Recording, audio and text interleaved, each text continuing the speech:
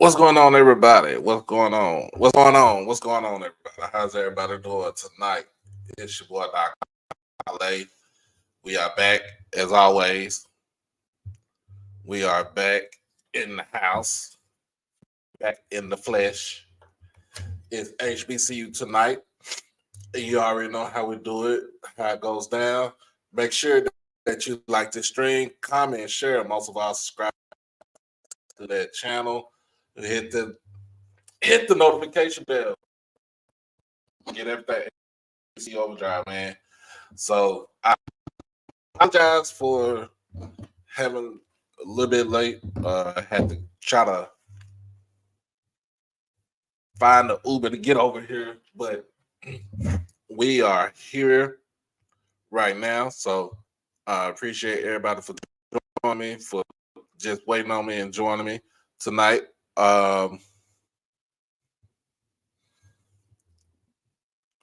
So let me see what we got. We got everybody on YouTube.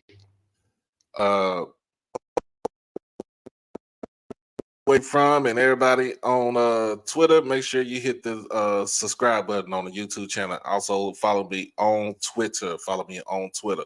Let me see if I got my host coming in. Let them know.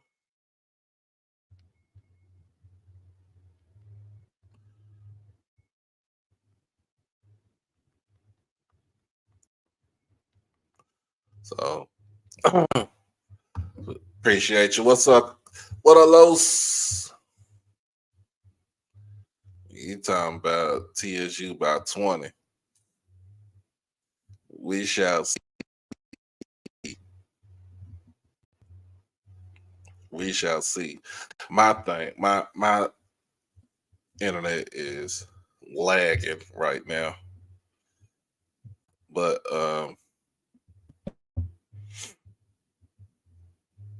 yeah, come on in. Come on in.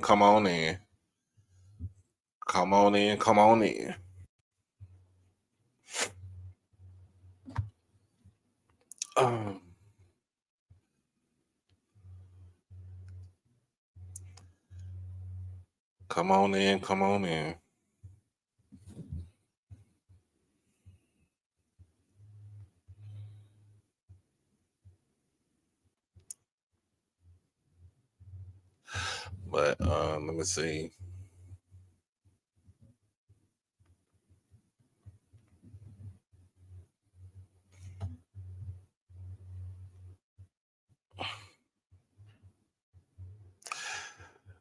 Good evening.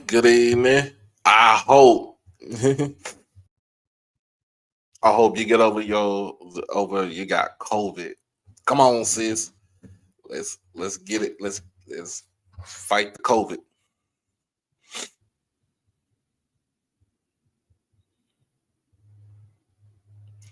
I hope you've been taking care of yourself today.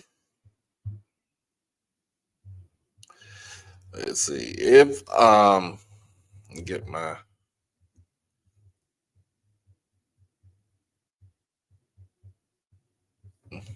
let me get my co-host on here, but we'll be right back, y'all. We'll be right back in just a minute.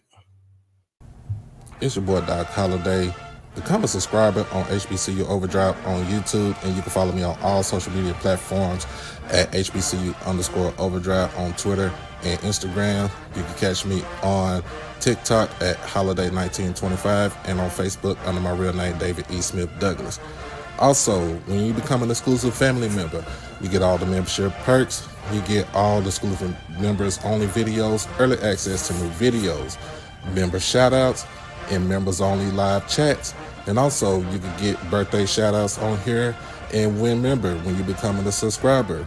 You can also hit the donation to the Cash App at HBCU Overdrive. You can hit the PayPal David Smith 1925, and you can hit the Zelle David E. Smith 30 at gmail.com. Remember, all proceeds go towards the channel, not the pocket. All right, we back, y'all. So Might be going through this solo dolo tonight. So let's go ahead and get right to it before everybody head on over to the mass meeting. Um, on the CI, let me see. Let me what we got. We got from the CIAA side. We got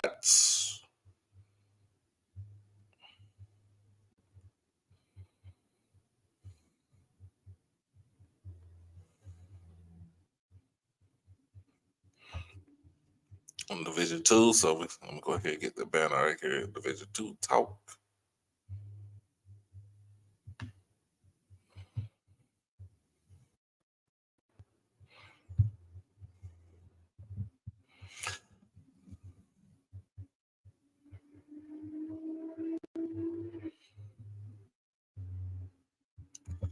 All right. So yeah, let's go ahead and get it going. Division Two talk. So on the schedule for this evening or this weekend, bye weeks. So we got Elizabeth City that has a bye week right tomorrow. Um, how you doing, Miss Mary? How you doing? So let's go ahead. Livingstone is on the road and take on Lincoln, Pennsylvania. Up near Philadelphia, that's a 1 p.m. kickoff right there. We got Bowie State taking on Winston-Salem State. That is one of my games of the week. For the CIAA, that is at 1 o'clock p.m. from Winston-Salem from Bowman Gray. Fayetteville State is on the road to take on the Trojans of Virginia State in Petersburg, Virginia. That's a 2 p.m. kickoff. Johnson C. Smith is going up to West Virginia to take on Bluefield State. That's a 6 o'clock kickoff right there. And for my game of the week, my other game of the week will be Shaw going on the road to Richmond, Virginia, take on Virginia Union at 1 p.m.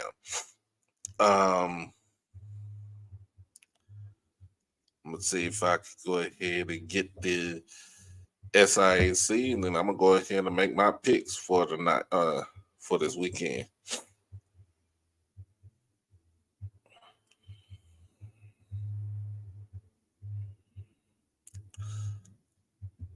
What's up? What's up? What's up? What's up? What's going on, man? So we got um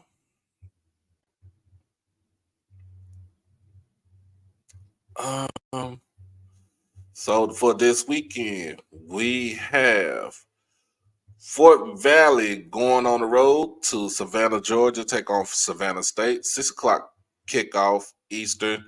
That is on ESPN Plus. Albany State is hosting Kentucky State. 4 p.m. kickoff time down in Albany, Georgia. Uh,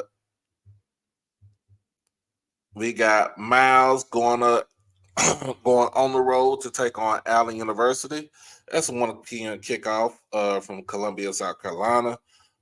Benedict is on the road to take on Morehouse in Atlanta, Georgia. 2 p.m. kickoff right there.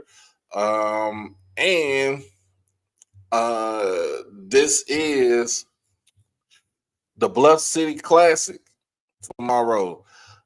Clark is in Memphis on Lane College. That's at 3 p.m. on ESPN Plus. That game will be on the campus Central High School in Memphis. Okay. And then on Sunday, September the 29th, Tuskegee is on the road in Jacksonville to play Edward Waters. That's a 5 p.m. kickoff. This game was moved to Sunday because of Hurricane Helene that came through. So they moved the game to Sunday. Let's see. I think Tuskegee has been in Jacksonville for the last couple of days.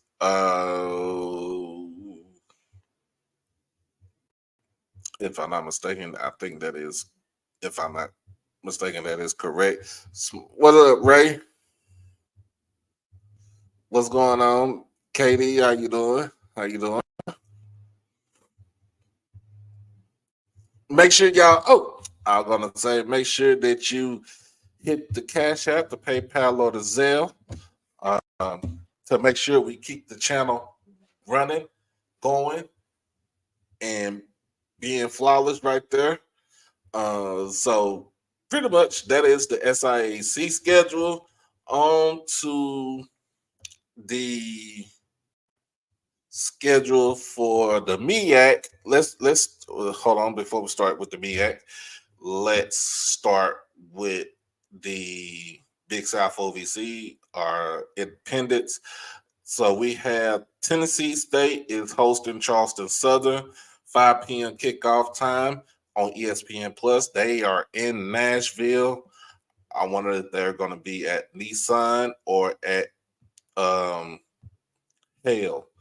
More likely they are at Nissan Stadium. But 5 p.m. kickoff, ESPN Plus. So we got what up? What up, man? So that's what we got right there. Then on to the CAA.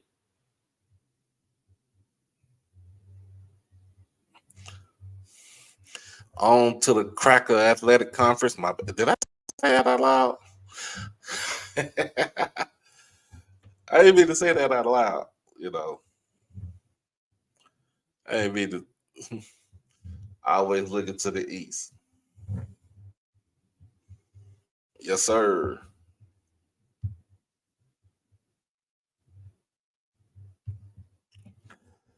So we got Hampton is going to be in a battle tomorrow with William and Mary. That's a 5 p.m. kickoff on Flow Sports.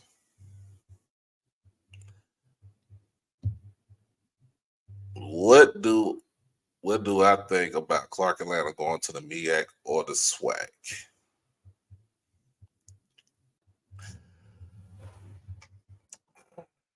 Let's see. I would say, before we get into all this, I would say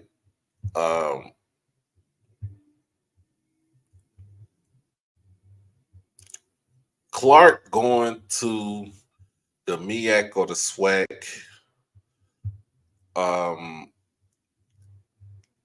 It has to it has to be, for one point, financially feasible for them to do it, and the other, as far as with, everybody would say with traveling and so. So I would say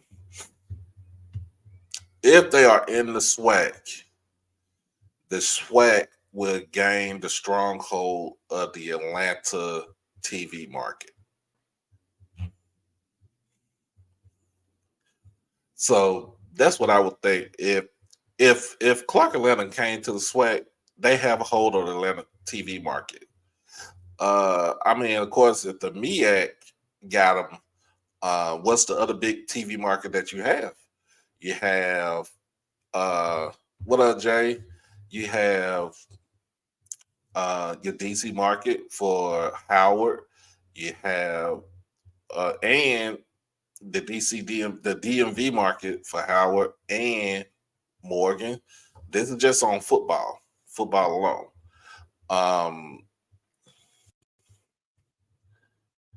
You got the Triad market. If you got, it's not really a big market. Your market would go down to Charlotte. That would be the market that you want to corner. And that's really it. Delaware State kind of has the Philadelphia market, but they're not that far from Philadelphia. But to get that Atlanta market would be the best thing right there. I think that would be the best thing, and um I think if the right people are in the room when it comes down to the TV market, uh, they're gonna have a fun time with that market by itself. Because the only market in the SWAC that is big is the Houston TV market. Um, Everybody else is pretty much predicated on a medium size or smaller size TV market. Like you can say um with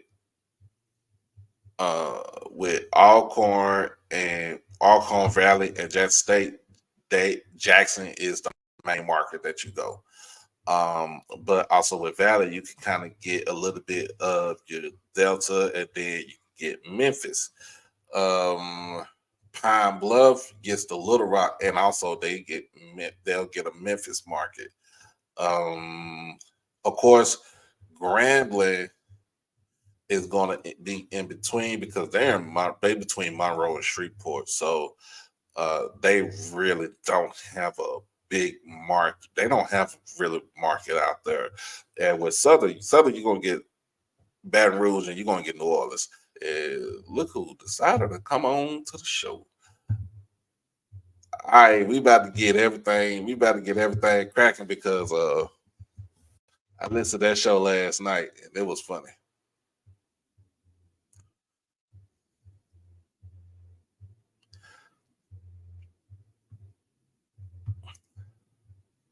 But yeah, I think it would be. I think it would be nice.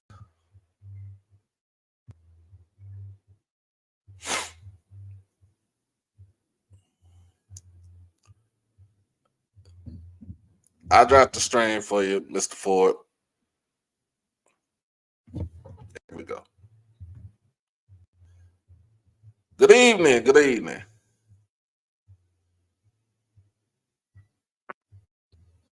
Mr. Ford, can you hear?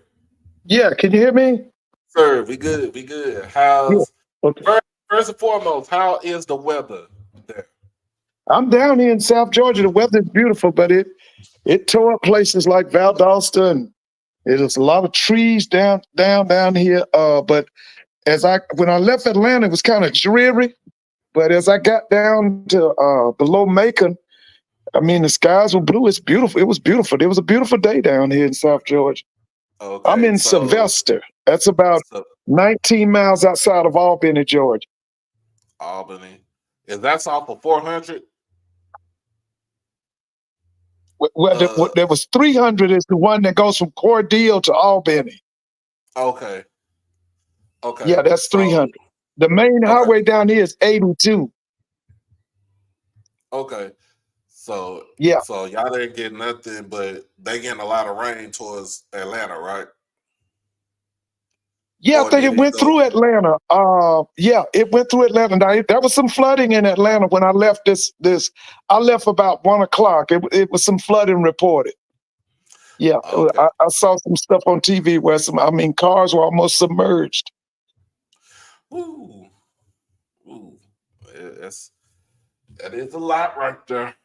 That is a Yeah, lot. because like in Atlanta, Cobb County is on the Chattahoochee River, so we knew it was going to be flooding out there. And then Clayton County is on the Flint River, so you knew it was going Okay. to be flooding out there. Yeah. Oh yeah. Okay. Yeah. Don't let nothing come out here. Don't let them come straight up through Dallas. The whole Trinity River would be flooded. Oh It'll, yeah. Oh yeah. yeah. But yeah, we talking about doing our picks here. Yeah. We're doing our Oh picks, yeah. so we gonna. I ain't did them all the way yet, but we're gonna go ahead and get the CIAA and the SIAC out the way first. So we're Right. gonna start with that. We're gonna start with SIAC. So we got Miles. Miles is want to go ahead and take on Allen down in Columbia, 1 p.m. What you got for that? Oh, I'm with Sam Shade now. I'm a big fan of Sam Shade now. So I got to go with Miles. I'm with now. You said that Miles has got a clash with Clark sometime soon, right? Yep. I'm waiting to see that. You said that's in Alabama? That's in Atlanta? That one is in Alabama, if I'm not Yeah, mistaken. that's gonna be a clash right there. Because Sam is, Sam is. Wait a minute now. Sam played for what was the guy that worked for the Dallas Cowboys and then he became the head coach at the University of Alabama? Gene Stallings or Stallings? What is his name? Sam Gene Shade. Oh Stallings? yeah, Sam Shade was under Gene Stallings. Stallings, that's right. He played for Gene Stallings. Because didn't they win a national championship? Yeah, they won Yeah, it in that's what, 1990. They won in yeah, 1992 that's right. with that Teague was and was that George Teague and so that was was Gene Jelks? George T, Sherman Williams, That's right. Sherman Williams, yeah, that's right. Jay Barker was the quarterback. That's right. Jay Barker, yeah. I remember that group. Sam was with a strong safety, I think. Yeah, Slam was strong safety. Antonio Yeah, Langham was on one that's right. side as Antonio corner. Langham. Yeah, that's right. Uh, Now, one of them played for the Cowboys, right? Was it Teague or Langham? it It was was Teague? T came to the Cowboys, and then Sherman Williams with the Cowboys too. That's right. Sherman Williams is Cowboys. That's right. Oh, yeah. Uh-huh. Oh, yeah.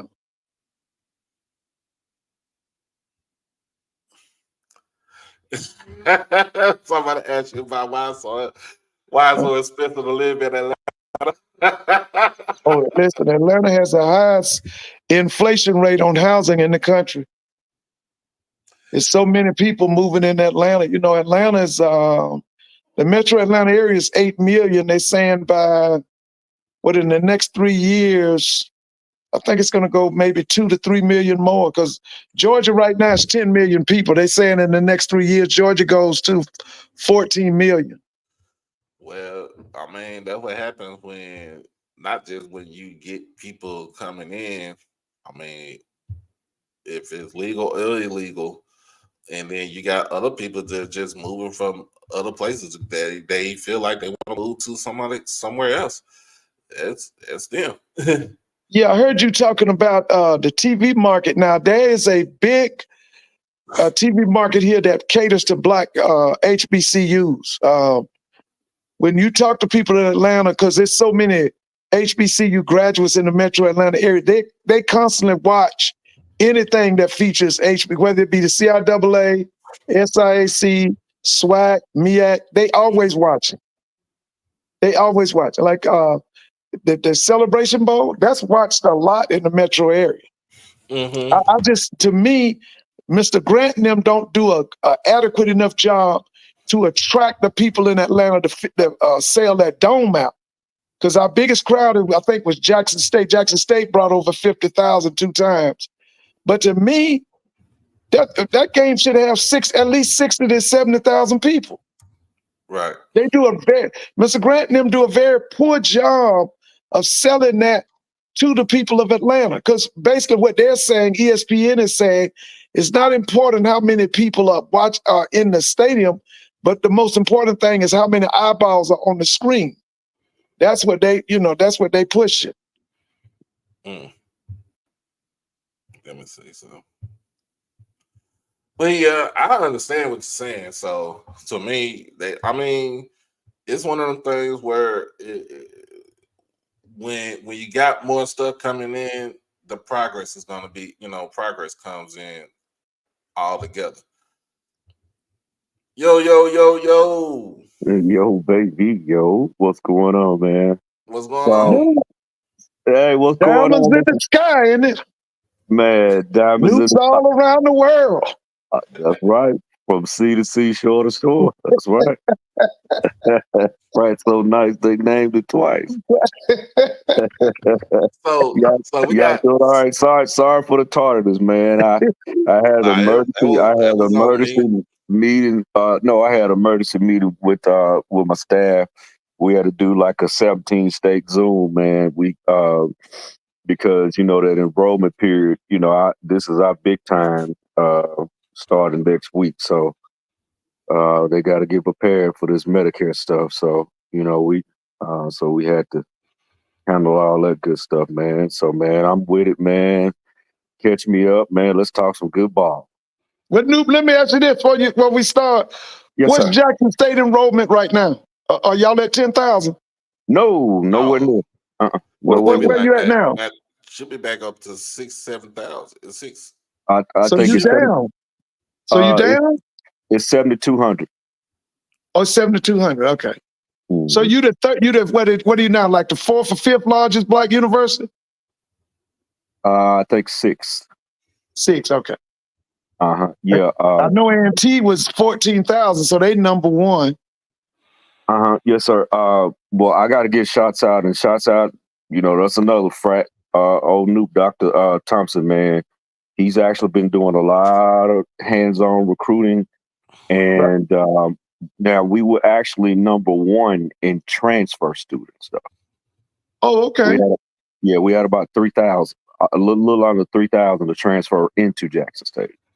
What was your freshman class? I mean, first year kids. Freshman class, it was kind of light. It was probably like around about 800-900. Wait a minute. Jackson State freshman class was only 800 or 900? I think it's more than that. It's like 9. I think it's like 979 to be exact. Whoa. Mm-hmm. It'll go back up. Yeah. It's gonna go back. It's gonna go way up with this guy because he's, I got to give him props. He's actively recruiting, recruiting. What's Alcorn numbers looking like? 3,200. Jay said it was. Okay, for the total enrollment. 1,250.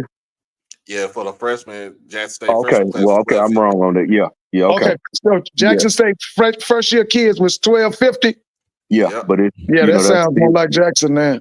Because I was thinking when you said 8 or 9, that sounds like Clark, but Clark had 1,200, I think, freshmen, first year kids.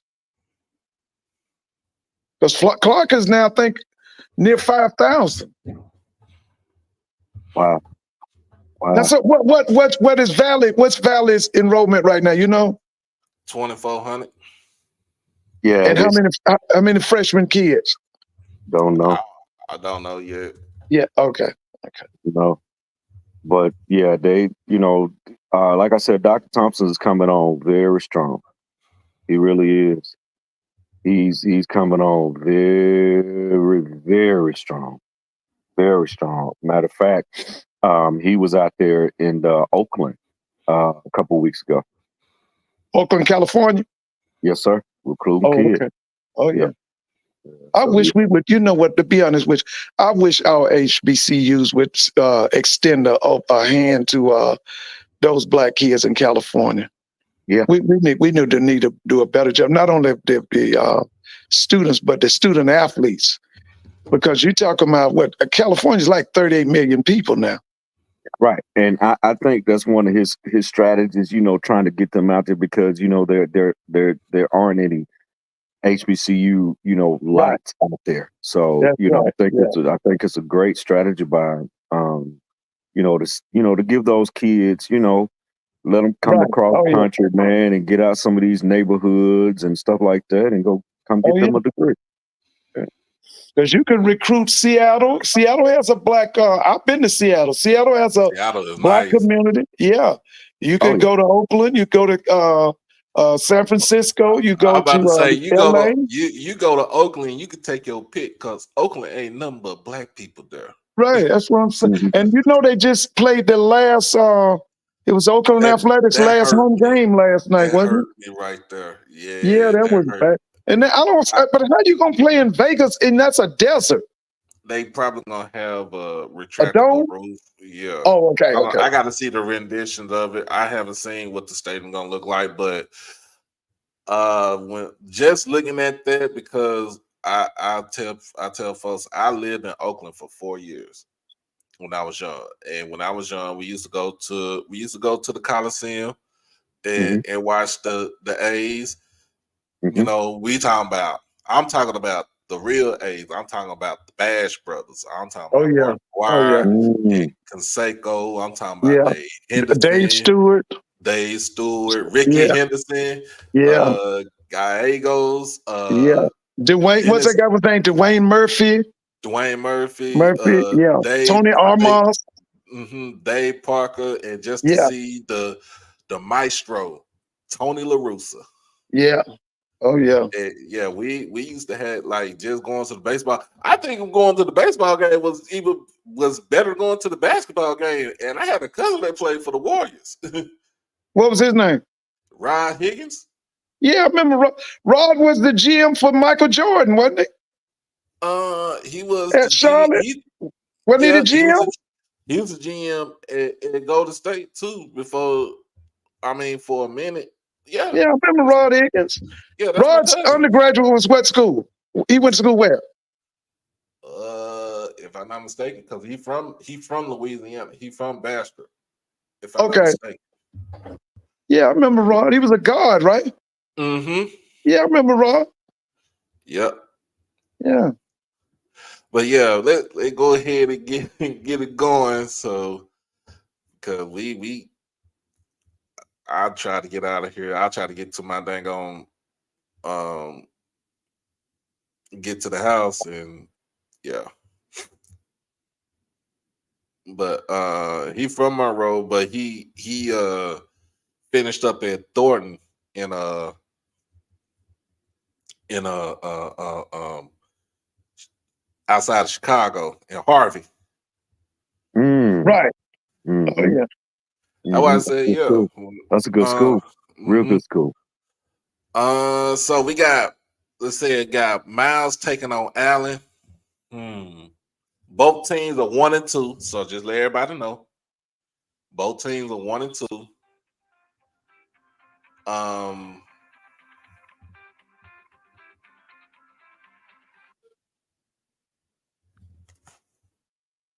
I don't know. I can't really tell you what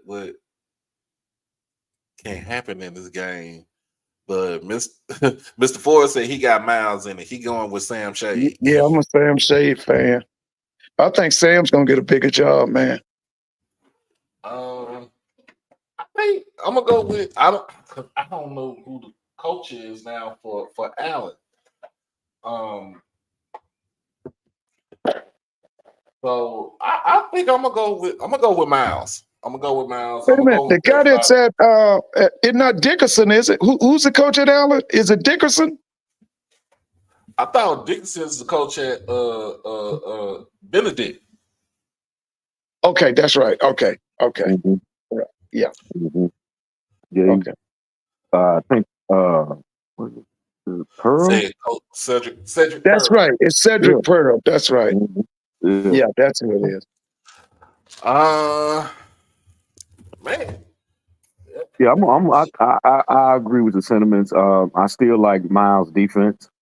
Um, although they hadn't been winning, many games. But I do like their defense. I like that linebacker they have. He's the actual middle linebacker, and actually, he's kin to one of the greats down the line. Of course, we all kin to each other somewhere down the line, but he's actually an heir of the great Mike Singletary. Is he from Texas? Hmm. Yep, yep. Mm. But And he's what's a his name? oh God, I get his number. I think his number is 51. 51. Okay. And Okay. but he's fast. He goes sideline to sideline. Yeah, he's a dog. He's a dog. He should be He should be on the D1 level. But I think coming out of high school, he has some grade issues and stuff like that. But Okay, yeah. he should, but I think he'll be kind of, in that fold like that running back that came from what was that, from A&T, that played for the Hokies now, Talking about Virginia. Mayfield hmm too. Mm. He has a similar story like that young man, but that young man from A&T, he's actually showing up for Virginia Tech. Matter of Yeah. fact, before I got on, I checked the score. They was up on Miami. Yeah, they were. I was watching it too. I They came in playing the other Miami one. now. But they have, Yeah, let me tell you something. Miami had 2 interceptions too. Yeah, Virginia Tech hadn't looked this good the whole year because I've watched them. Vanderbilt beat them. Yeah, they did. They haven't looked good this year, but they looking good tonight. I mean, they're very aggressive on their defense. Well, I'm gonna go with Miles. I'm gonna go with them by 14. Yeah, I can agree. I can agree with that. Yeah, me too. I can agree with Let's travel down to South Georgia. Albany State is hosting Kentucky State. They should blow Kentucky State out. They're gonna blow them out the water. They should blow them out. I don't know what's going on with Kentucky State this year. Everybody treating them like a scrimmage game this year. Yeah. I saw them on television again. Morehouse beat them, right? Morehouse beat them. They did. Yeah. They did. That's the thoroughbreds. They call them. That's let's see. Russell Wilson's granddaddy went there. Harrison Wilson, Big John Merritt. All them were graduates of Kentucky State back in the day. I'm about to say, ain't Pee Wee Reese, not Pee Wee Reese, but was Pee Wee Kirkland. Pee Wee Kirkland. He went to Norfolk. I thought he went to Kentucky State. No, he went to Norfolk. He played with you remember the guy Bobby Dandridge. They were all teammates at Norfolk. Okay. Yeah, they were all teammates at Norfolk. He came down from New York. Bobby Dandridge, them, I think, was from Virginia or from that area, but Pee Wee Kirkland came from Harlem or somewhere. Yeah, Pee Wee Kirkland, that was a bad man. Yeah, man. He set all them records in prison. So did. Well, from what I heard, the storm, from what Mr. Ford has said, the storm kind of went through, so it should be some good for football tomorrow. Oh, yeah. Everything's on tomorrow. Everything's on tomorrow. Yeah. Albany State by 21. Or more. More. I'm with you, Mr. More. Yeah. Let's make our way over to South Georgia, but towards the coast. We got Fort Valley going in the house of Savannah State. That's a 6 o'clock kickoff on ESPN Plus. Fort Valley got to get on track. But they were in the game with Delta State this past weekend. So they'll win. They'll beat Savannah. You say Savannah State? Yeah, they're playing Savannah State. They'll beat Savannah State. That guy's good. His last name is Gibbs, I think. In the Gibbs. John Gibbs. He's a part of that Broadway tree. He was once coaching with Trey Oliver and all them people that was what's the guy named Sam Washington? All them was at A&T at one time. And that's who they originally had given the job down at FAMU to. Right. Yeah, that's right. The alumni stopped it. Mm-hmm. And so Fort Valley, like I said, Fort Valley had a good game last week against Delta State, but they lost by a field goal. So, and plus they had the game, they were in the lead majority of their game last week. So I'm looking for them to dominate this weekend because they got to get back on track because they're going to get into the heart of their schedule in the next couple of weeks. And you don't want to be, you don't want to be out.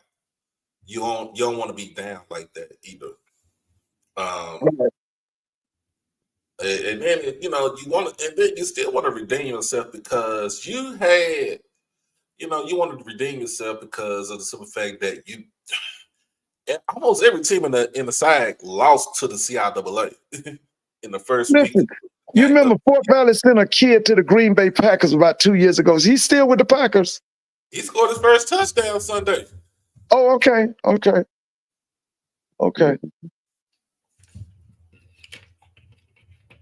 Yeah, the Packers got a lot of guys with Southern roots. They got one that went to my old high school, Callaway High School. He went to Mississippi. He went to JUCO first, then he went to Mississippi State, and then his graduate year he went to Ole Miss. Guy by the name of Malik Heath. What about the kid from Alcorn, that running back that left Alcorn? Was it last year? Jarvion Howard. I think he right. So where is he? I think he got cut. He got cut. Oh, he got cut. Okay. But he'll get one of USFL contracts. I think so too, because I was very impressed with him. Mm-hmm. 1 year, I thought he was. I was telling everybody that guy's a pro right there. Right. Let's see. We got Benedict. They'll be in Atlanta on Saturday. Take on Morehouse. Both teams are 1-2 right now, so I'm gonna have to go with Benedict then. Me too. I'm gonna have to go with Benedict. Me too. I think Morehouse played a good game. They've been showing up better than expected, but I don't think they're good enough to beat Benedict. Though. I think Terrence Mathis, and you got coaches like Terrence Mathis and Coach Dishman, and even Coach Joseph over at Grambling. They're those type of coaches that's, I'm not accepting anything, but you get what I'm saying? Like, I ain't accepting nothing, but I need results. Right. And they are no nonsense about it. Listen, this week, I don't know if it was AJC or one of the media outlets did do an article on the fact that Morehouse and Clark are being recruited by the SWAC and by the MEAC. But I'm going to say this, I got to see it to believe it, because I'm going to tell you something. I just don't see how either one of them schools is going to put that money up to compete in the MEAC or the SWAC. I just don't believe it. But supposedly the talk is real, according to the media, that both of these schools are actually considering going MEAC or SWAC. I think actually, if you really think about it, I think Clark is gonna. I think both schools can put the money into it, but I think Clark is gonna do more with what they have. I think that's just my opinion right there. Now here's the thing, Doc. They spending $4 million on athletic. Now you got to come up with more than that if you're going to compete in the SWAC, and you definitely got to come up with more than that, because on the East Coast it's more expensive. You talk like you were talking earlier about the DMV and all that. Those are expensive parts of this country, and $4 million ain't gonna kick it in the MEAC. It really ain't gonna kick it in the SWAC. No, they're gonna be bottom of the barrel. Yeah, that's what I'm saying. Now they're going to come up with some money now, and I got to see it to believe it, because I'm like I told you, I'm from Clark. Clark ain't never cared nothing about no football. We are a perennial loser. They ain't never cared about no football. And then both of them, you going in the SWAC and MEAC, you gonna run rampant and having some defeated seasons. Oh yeah, they could go winless 2 or 3 years in a row. Yeah. So if either school gets into the SWAC, somebody's gonna get two teams gonna get moved over.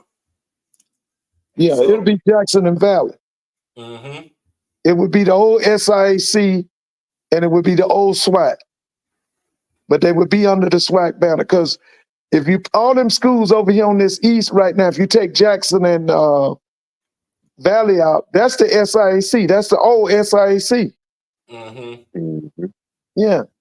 And the old SWAC would be if you put Valley and Jackson, because back in the day, didn't the SWAC had 8 teams, right? How many teams did they have back in the day? 8. Wasn't it was 8? Mm-hmm. For me, nah, it was 7. It was Texas Was it? Southern, Prairie View, Grambling, Southern, Jackson, Mississippi Valley, and And Alcorn. So it was 6? Was it 6 or 7? it was 7. It 7. was 7. It Yeah. was 7. So remember, um, Pine Bluff was originally in the conference. They That's left right. out. Yeah. They left. They was That's right. And then they came they back. was You're right. they came back. They were Was it- Arkansas A&M. Mm-hmm. Yeah. Then you add, so Alabama State didn't come into the conference until what, 1980? I think it was. Alabama Yeah, State came 82. 1892, and then Alabama A&M came like 88 or 89. Mm-mm. Alabama A&M came in 1999. Not okay, 1999. Okay, Because they was the last school that we had added before we added the Florida schools. right. Yeah, I remember when they came in. Yeah, I remember when they came in.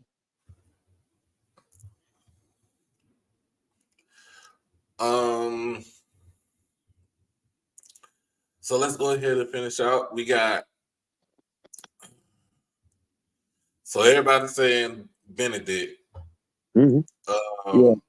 We got Clark playing Lane in Memphis over at Central High School. It's the Bluff City Classic tomorrow. Get out of town. My quarterback coming to Memphis? He coming to Memphis. I'll be there. What time? 3 o'clock. I'll be there. I will be there. That's my quarterback. That's my QB there, man. I love me some David Wright third. That's my guy. Mr. Campbell said on one of them shows that we could look for him to be at FAMU next year. Well, this the thing. I can see why. I mean, that's my favorite D2 quarterback. I mean, just like, Byers is my favorite D2 running back, but I mean, that doggone, I mean, you just got to get credit where credit is due. Did you see what he did against BCU last week? Oh, yeah. That was him. I went back and looked at the highlights and did the game. The defense. No, they got 1 3 and out for him, and he took care of the rest. Yeah. Yeah, he's a bad man. Somebody called him the best quarterback in HBCU this week. I don't know if it was Blue or somebody. Said they thought he was the best quarterback. But you can't deny it. I mean, the guy is he's not a game manager. He's a game changer. Like Cam Newton was saying, he's a game changer. So yeah, I'm going to see since I'm not going to Houston, I'm definitely going to go see my favorite quarterback. That's the game of the week right there. That game down in Houston. It's a 2 o'clock kickoff game time right there. It's going to be on ESPN Plus for those that are not going to make it. This game is going to be at Central High School in Memphis. It's not going to be. That's going to be nice. Then that's a historic high school, Mr. Ford. That's that was a very first high school in Memphis to adopt integration. Oh, okay. Mm-hmm. Yeah, that's a very historic high school. As a matter of fact, now it's for the last 30 years it's been what's called an optional school. You have to test to get in and stuff like that. So yeah, they have a beautiful campus there. I mean, a beautiful campus. I think, as a matter of fact, they have a stadium that can actually seat up to 20,000. Yeah. Oh yeah. And it's on the campus too. Oh yeah. So, mm-hmm.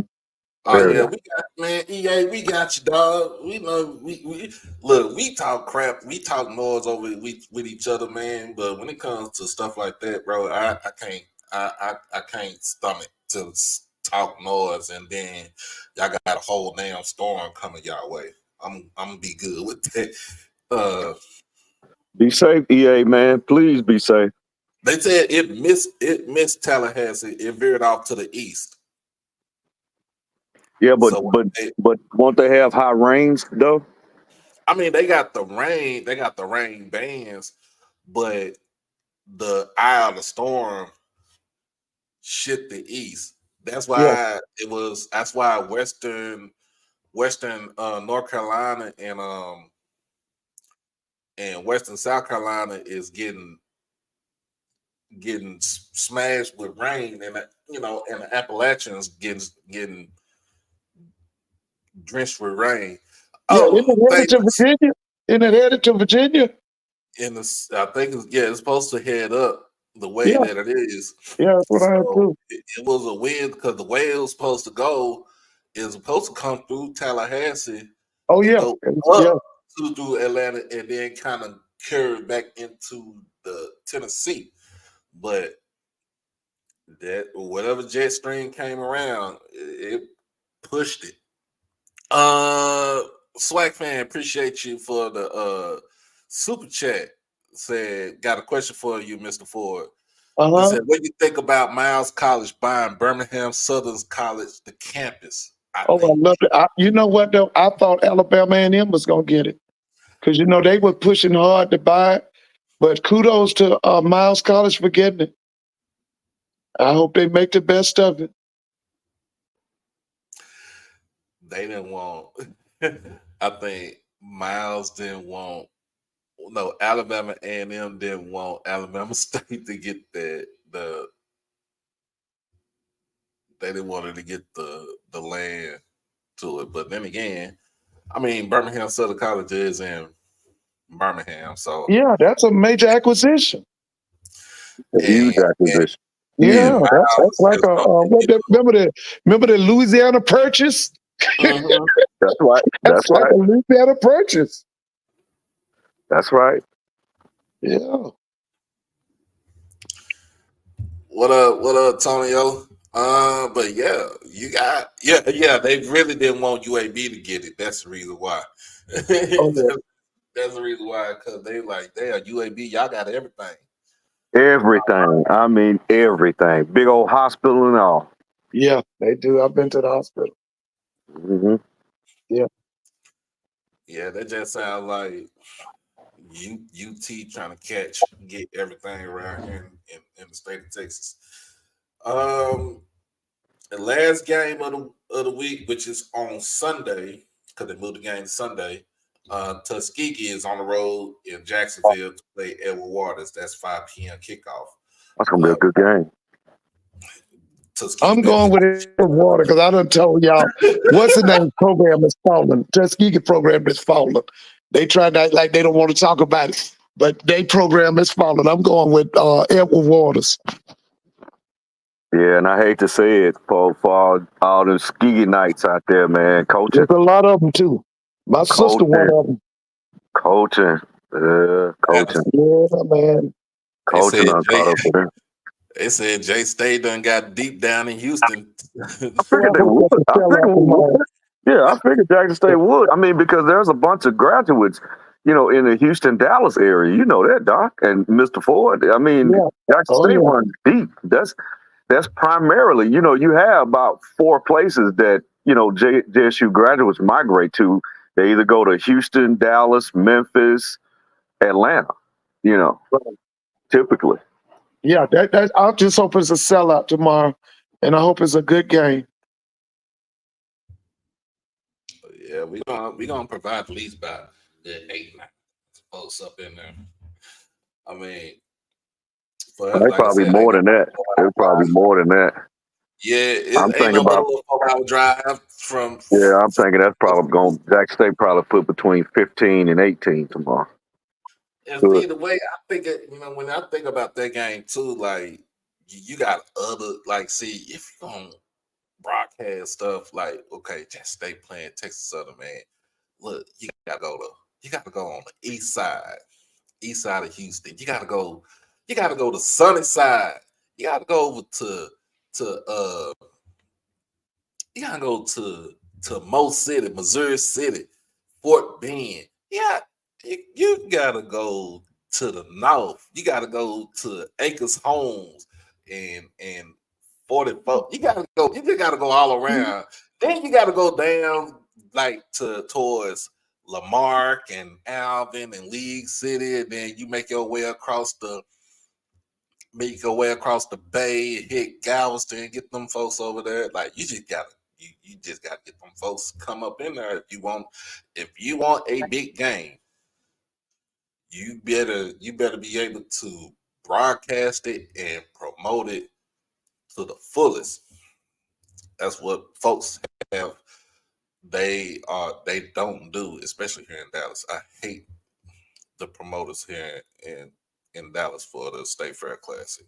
And shout out to Big Cat. I'm out here in Arlington, man. You say you in Memphis. I'm out here in Arlington.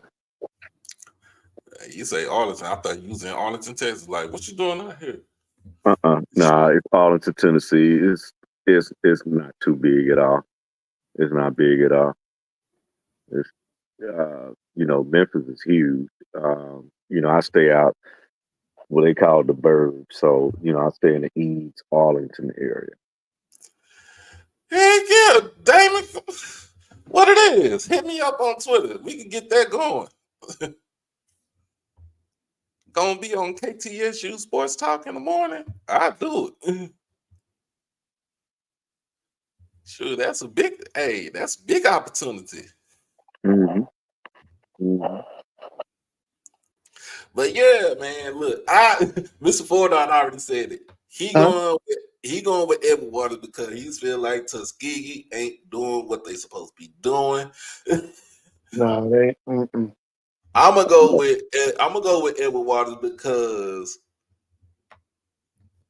they had the game won last week when they played Benedict. They had the game won last week when they played Benedict, and the rest gave the game away. They did, and actually, first half they had Alcorn on the ropes. They did. They had them on the ropes, man, and they just had a shutdown, man. They actually had a shutdown, and I'm actually worried about. I ain't worried about it because I can't stand Alcorn, but I'm concerned about their program and where it's headed. I was about to ask you, who is the bigger disappointment, Alcorn or Prairie View? I'm going with Alcorn. Yeah, they are a big disappointment. Didn't they pick Alcorn to win the West? And they picked Prairie View to be number 2. And neither one of them two teams, they playing like they the bottom 2. Nothing. Yeah, they playing like they the bottom 2. So I don't get it. And if they don't come in, and establish that run game tomorrow against Valley, that game might be closer than they think. So let's go ahead and hit them. Let's go ahead and hit the independents. I said Tennessee State is hosting Charleston Southern tomorrow in Nashville. So I think that game is going to be a little bit rainy. If they gonna win that game, man, I think they're gonna have what they gonna win 2 games this year. They better win that game. They already won 2 games. Well, listen, they need to beat that Charleston Southern. They was actually in the game. They was actually in the game with Tennessee Tech last week. Me and brother Kerr, we were watching it a little bit, and man, they just don't have anything for DJ, man. I hate it. What was the final score of the Tennessee Tech game? 24-14. Yeah, okay. He threw a pick 6 on the last play. Okay. Got jumped around. So they need to be. You said Charleston Southern, right? Mm-hmm. They need to win that now. They need to win that. They can win. They'll win that game. Okay, hopefully. We need to answer Mr. Unstoppable. What did he say? He said, do I think the state will soon agree to an on-campus stadium for JSU? The hold-up scenes is a disagreement as to where to put it. Unstoppable, I don't know, man. No. Right now, from what I do know about it is they had about 3 different spots where they were trajecting to put it at, but the biggest thing is that over there on Dalton Street, you still have some families over there with dilapidated rental properties, and they are dilapidated, but they just don't want to sell. And that's the biggest problem right now. Because they was trajecting, they putting it over there right across the street from the AAC, over there, right over there by Dalton. But like I said, you got a guy, and the crazy part about it is the guy has his family is the Jackson State lineage, but I think he has about 120 properties over there. His family does, and they don't want to sell, and probably between 80 and 90 of them boarded up, dilapidated, and everything. So I can't understand that, but Eminent domain be the next thing they gonna do if they really yeah, want. it's sad, but I think the biggest thing is that we just got to find a way to raise some funds for it, and just give them offer they can't refuse. Cause we gonna be real with you. The state don't want to give you. The state is not gonna give us anything. That's what I'm thinking. They're not gonna give us anything. Well, And well, why well, West number State? one, they don't. The biggest thing is because they're talking about like a 35 to 40 um, stadium. We Because don't need that. Jackson State still I'm has the fan base to right. accommodate that. So that's the biggest holdup. Is if you ask me, it's very embarrassing. Because shouts out to AD Robinson. He basically wants to build a sports complex, like how these larger schools have. They have these big complexes, even So he JUCO. wants. He wants to build something like what North Dakota State got with the Fargo Dome.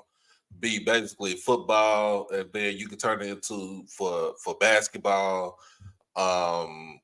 Same thing Idaho does too when it Yeah. comes, I they mean, basically, football it's and gonna, basketball. like I said, like a big compound. Not, I don't even want to use that term, but like just a big old, complex where, you have because they're starting out. They got the new facility, coming for the boom, and then you're gonna upgrade the football field. You have a new stadium. They're gonna upgrade the AAC as far as the basketball, and then have they want the women to have their own, so it's a lot of stuff that they want to do, but Tate Reeves, man, they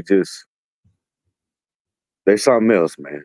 They Yes, something man. else, man. That's they right. And they you're gonna have to get It that ain't just got to be financially, something else. That's generations. and you're gonna have to get that through private donations, though, man. Like you literally have to do private donations. You got to get some big wig folks down there. They got deep pockets to help you get that money for that stadium. Yeah. Don't wait out trying to get the money from the state because that ain't gonna happen. One thing that speaking to a couple of people about, I think we should just open up a line of credit, man, and get it done because it'll pay for itself. Yeah. It'll pay It for will. itself. It'll Now, pay is that for how itself. Prairie View did that stadium? That's what he did for Prairie View. Right. That's what Yeah, he did. That's what he did. they got Remember, the money. before he So that left, remember that was one of the things that Ashley Robinson did. He got that big old complex, and although Prairie View got the money too, got some money on it too, but I'm just thinking from a state and governmental structure. so We just probably need to see if we can get an open line of credit and, do maybe like, one of those, 30, 40 year deals, and Yeah. it'll pay for itself. see, here's the thing: we don't need no 40,000 seat stadium. I'm gonna say, give me 30. You can give me 35,000 seat. You start off with 35,000, and then the way you do it, and how most stadiums are being built now is that if you want to add more seats to it, it is able to it's able you're able to add more seats. It's just like how Alabama State got their stadium. They got the on the home side is the double deck. You got your bottom, and then you got the suites and the press box, and then you got the other part at the top, and then on the other side it's just open. The way they got that is the reason why they have it like that is because they can actually, if they want to build stands on top of the lower part, they're able to build it up, and that way it doesn't sacrifice like digging in, just doing a whole bunch of other stuff. To me, to me, if you really want a stadium, how you really want a stadium built, bring your ass out here to Texas. Come to the DFW area, Well, right?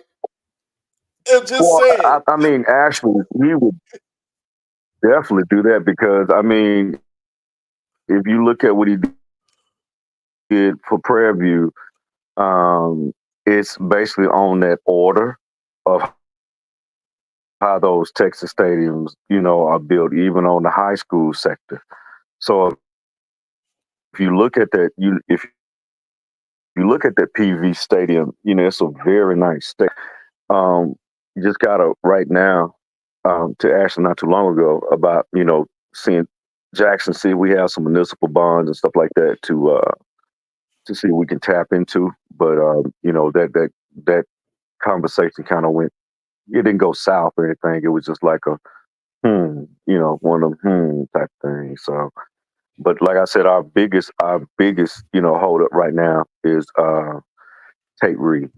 Um, that's what he's doing. I mean, that governor's mansion is what 4 blocks away from Jackson State, and Yep. he can't stand it.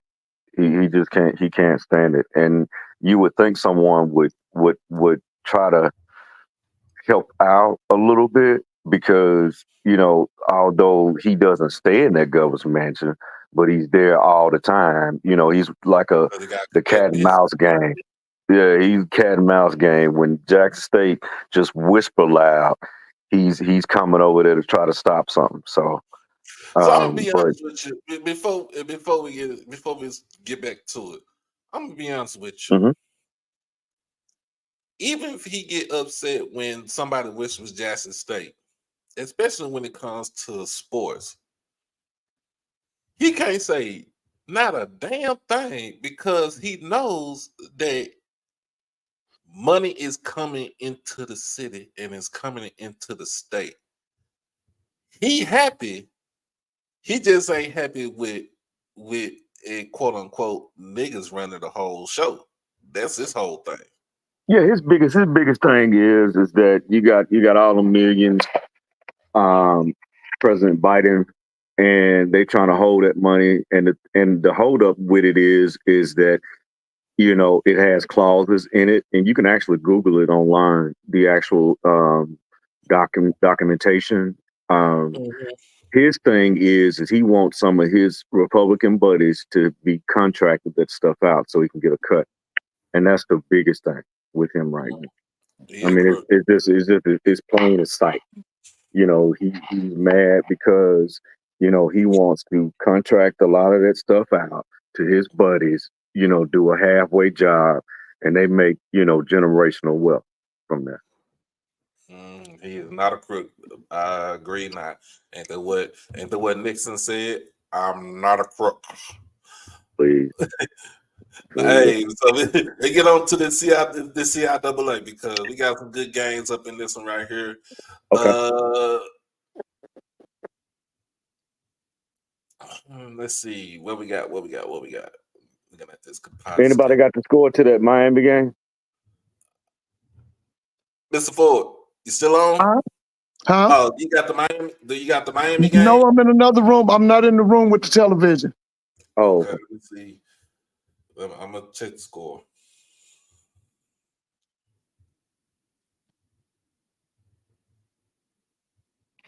yeah. I'm sorry. I'm upstairs too, trying to go through the funk of a teenager, get this stuff cleaned out. Virginia Tech is up by 3. Oh man. 34-31 with 8:40 left in the fourth quarter. Well, guys, listen, I'm going to take a break. I'm going to go and try to watch the last few. I'll try to come back if I can. Okay, man. All right. So we got right now Elizabeth City State is on a bye week. You got Livingstone is in Pennsylvania, is in Lincoln, Pennsylvania. They take on the Lincoln Lions, 1 p.m. kickoff. Lincoln has disappointed me this year so far for this season. It ain't gonna stop because Livingstone is still pissed off because they lost to Bowie last week. So I'm gonna go Livingstone by 14. Yeah, it might be more. It may be more than that, man. Maybe I'm very disappointed in Lincoln, and shout out to the bros up there, the Star, the East chapter, Epsilon. But their sports program is on the decline. Johnson C. Smith is on the road in West Virginia. Take on Bluefield State, 6 p.m. kickoff.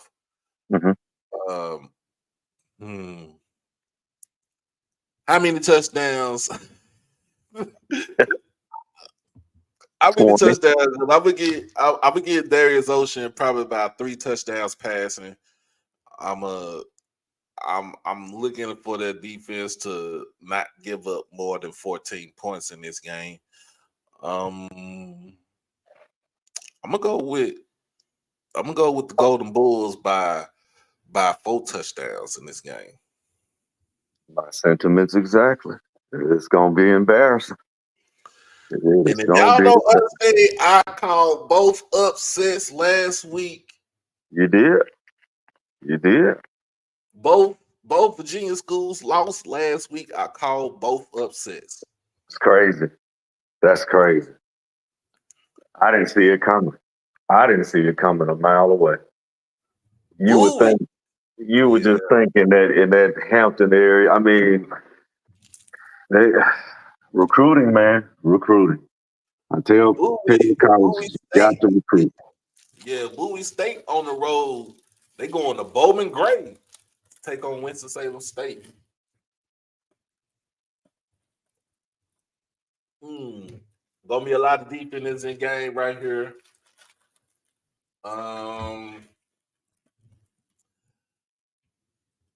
My mind says, my heart says go with Winston-Salem, but my mind says go with Bowie. I'm going Bowie. Bowie by 7. I'm gonna go Winston-Salem by 3.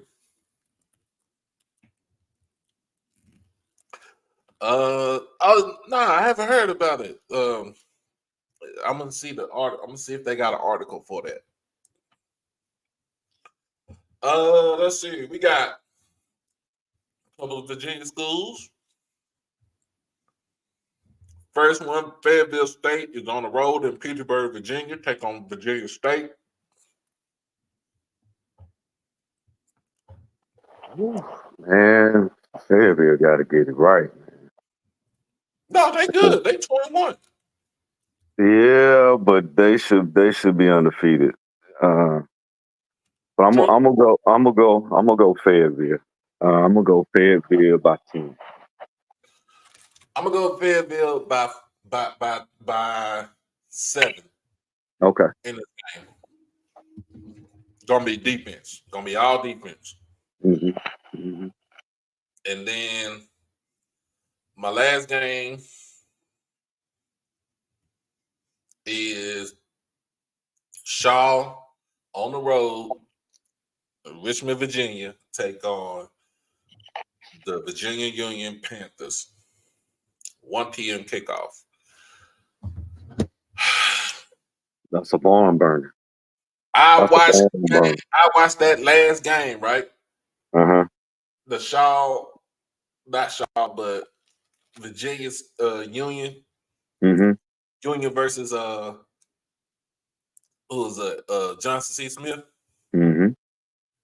The way they got bullied in that game,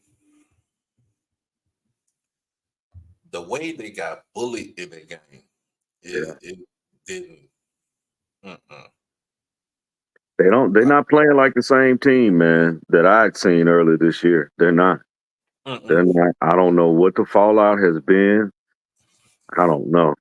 I don't know if it was just overconfidence because they played a lackluster Kentucky State, but Shaw coming. Virginia Union better be ready because Shaw is coming. There, That's no, gonna be a good game. That's gonna be a good game. I mean, it's gonna be some hard hitting. It's gonna be some trench play tomorrow. Of course, my favorite playing the D2 Byers. The key to that game, man. I mean, they're gonna have to get Byers in the groove and get him in the groove early mm-hmm. because if not, Shaw gonna run up the scoreboard. If they don't get him going early, and if that quarterback doesn't show up, which he hadn't been showing up lately, and I don't understand why, what happened. But I saw some mechanical issues in the first game, but I was just like, hey, it was exciting to see them beat Kentucky State like that. But I don't know, man. But I think I'm gonna have to keep rolling. I hate to say this, Virginia Union, y'all were my team. After week 1, week 0, week 1, whatever you want to call it, but I'm gonna have to roll on with the home of Willie Gary, Shaw University, by 10. I'm gonna go with Shaw by 14. The home of Willie Gary. Mm. I'm looking at my phone, y'all. So I got high school scores coming on my phone, and and we are Cedar Hill. That's my alma mater. We are in overtime, tied up at 35 Mm, with Lancaster. mm. There's some good Yeah, football out there in Texas, boy. I tell you. yep. So that's it. That ends the D2 rant for today. We got our pick segment for Division Hey Two. man, but one thing I got to give D2 credit, man, and NAW and NAI. They Yep. have some great games week after week after week after week. I mean, if you really just like some good old fashioned, I call backyard stadium football, D2 is Yeah. where you want to be. It's That's where you really want what to be. it is. Yeah, that's where because you're gonna have some hard hitting games. You're gonna have some high scoring games. You're gonna have some defensive struggles.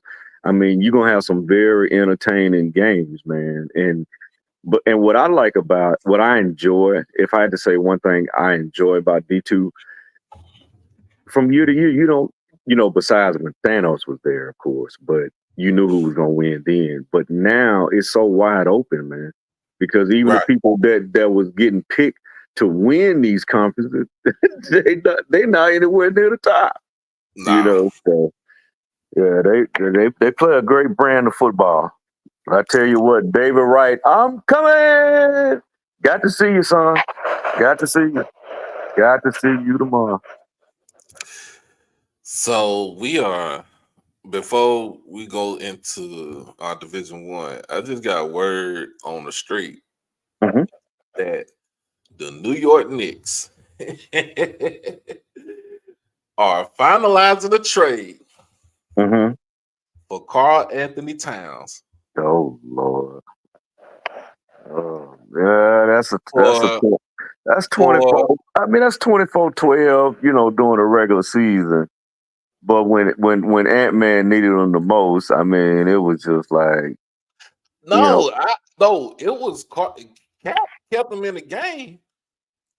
Gobert can't give you shit because he's so one dimensional. He's not an offensive No, he's personally. not an offensive guy. But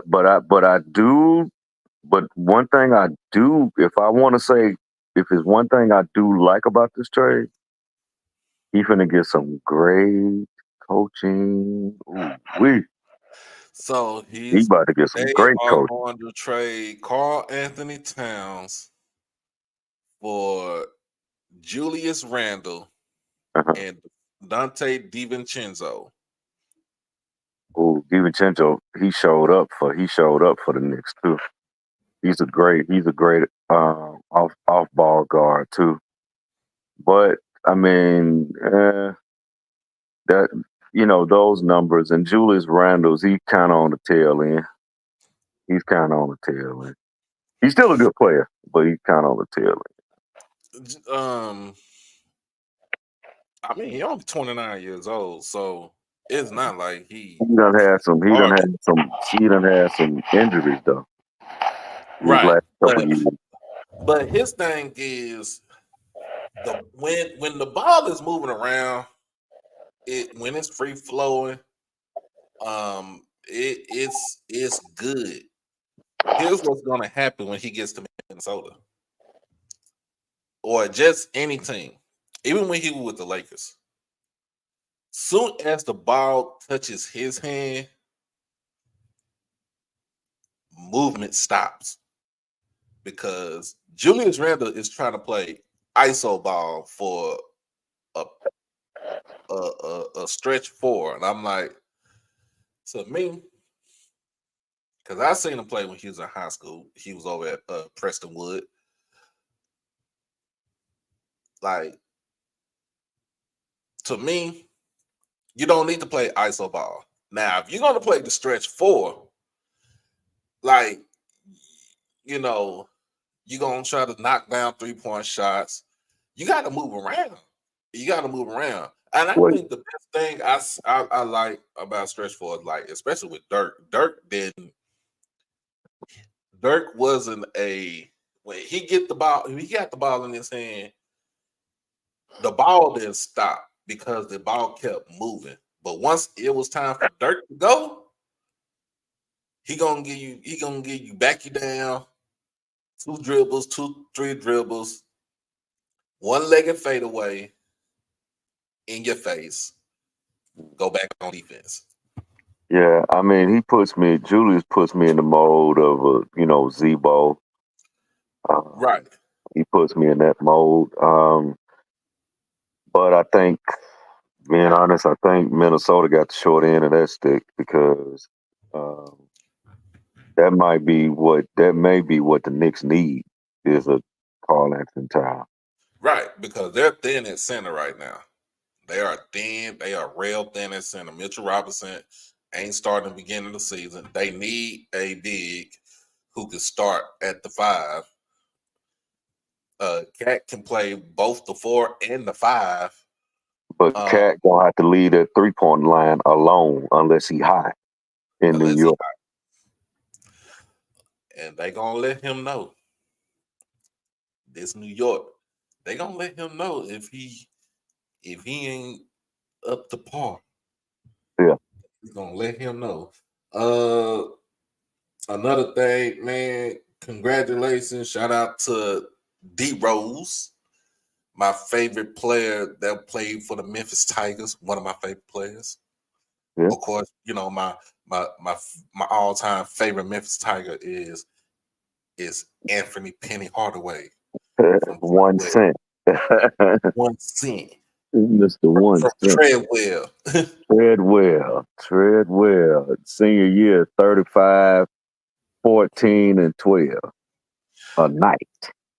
His Yeah. senior year in So high school. my favorite player that played in Memphis, other than Derrick Rose, and I got some more. You know, Dave, David Vaughn, and Oh yeah, man, God rest his soul, Lorenzo Wright. Lorenzo Wright. I mean, you had the EP, Elliot Perry, Mm-hmm. Mr. Long Socks. Yep.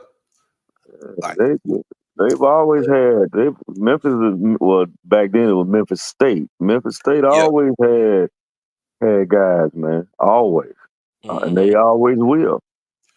So yeah, shout out to Derrick Rose. I shout out to that guy. He was the original of my team, the Bulls. Boy, guard packs, they messed up everything, and we ain't been back since. So so yeah, he retired. He was let go from Minnesota, but you know, Maine had came in 2008. He had 15, 16 good seasons. I mean, very explosive when he was Chicago. When he had the knee injuries, he had to switch everything up about himself. Yep.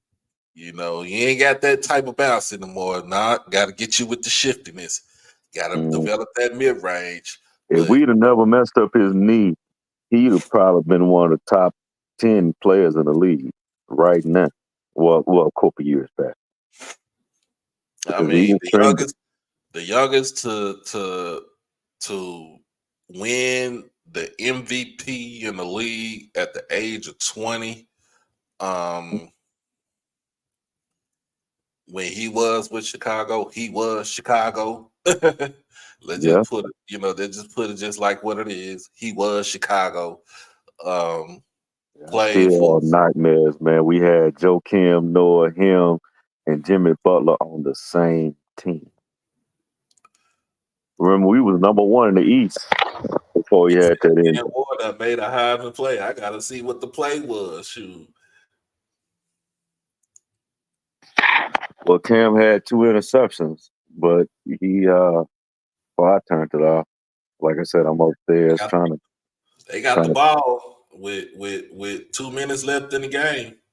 What's the score? It's still 34-31. What side of the field they on? They on Vitek side? They are. Yep. They are on the 1 yard line, first and goal. How many minutes left? It's 2 minutes left. Cam Ward said he trying to be. He said we best friends, but I want that number 1 QB coming out of college, coming in the draft. Ooh, Bacho Tootin got 141 yards on 19 carries right now in the tutty. Hey, he balling too. So shout out to him, man. Hey, Blue done snuck up in here. Hey, nah, we ain't gonna lie to you. He is the best quarterback right now in college football. No ifs, ands, or buts right now. On the FBS level, he is the best quarterback right now. Yeah, you know, he try to outdo his best friend down there in Boulder. They want that number 1. They want that number 1 spot. That boy Michael Irvin getting on their head right now. He look like he about to. Well, I mean, but this year is going to be a great quarterback draft. You got Cam, you got Shador, you got Jackson Dart from Ole Miss, you got I mean, Quinn. It depends on what Arch do this season. I think he. Oh. No, Arch will still be there. He'll still be there because he gonna get the low. I mean, because you was a leave this year, and then actually Beck. You got Beck from Georgia, so you got some guys. You know, you have some guys coming out this year. Touchdown. Cam Ward.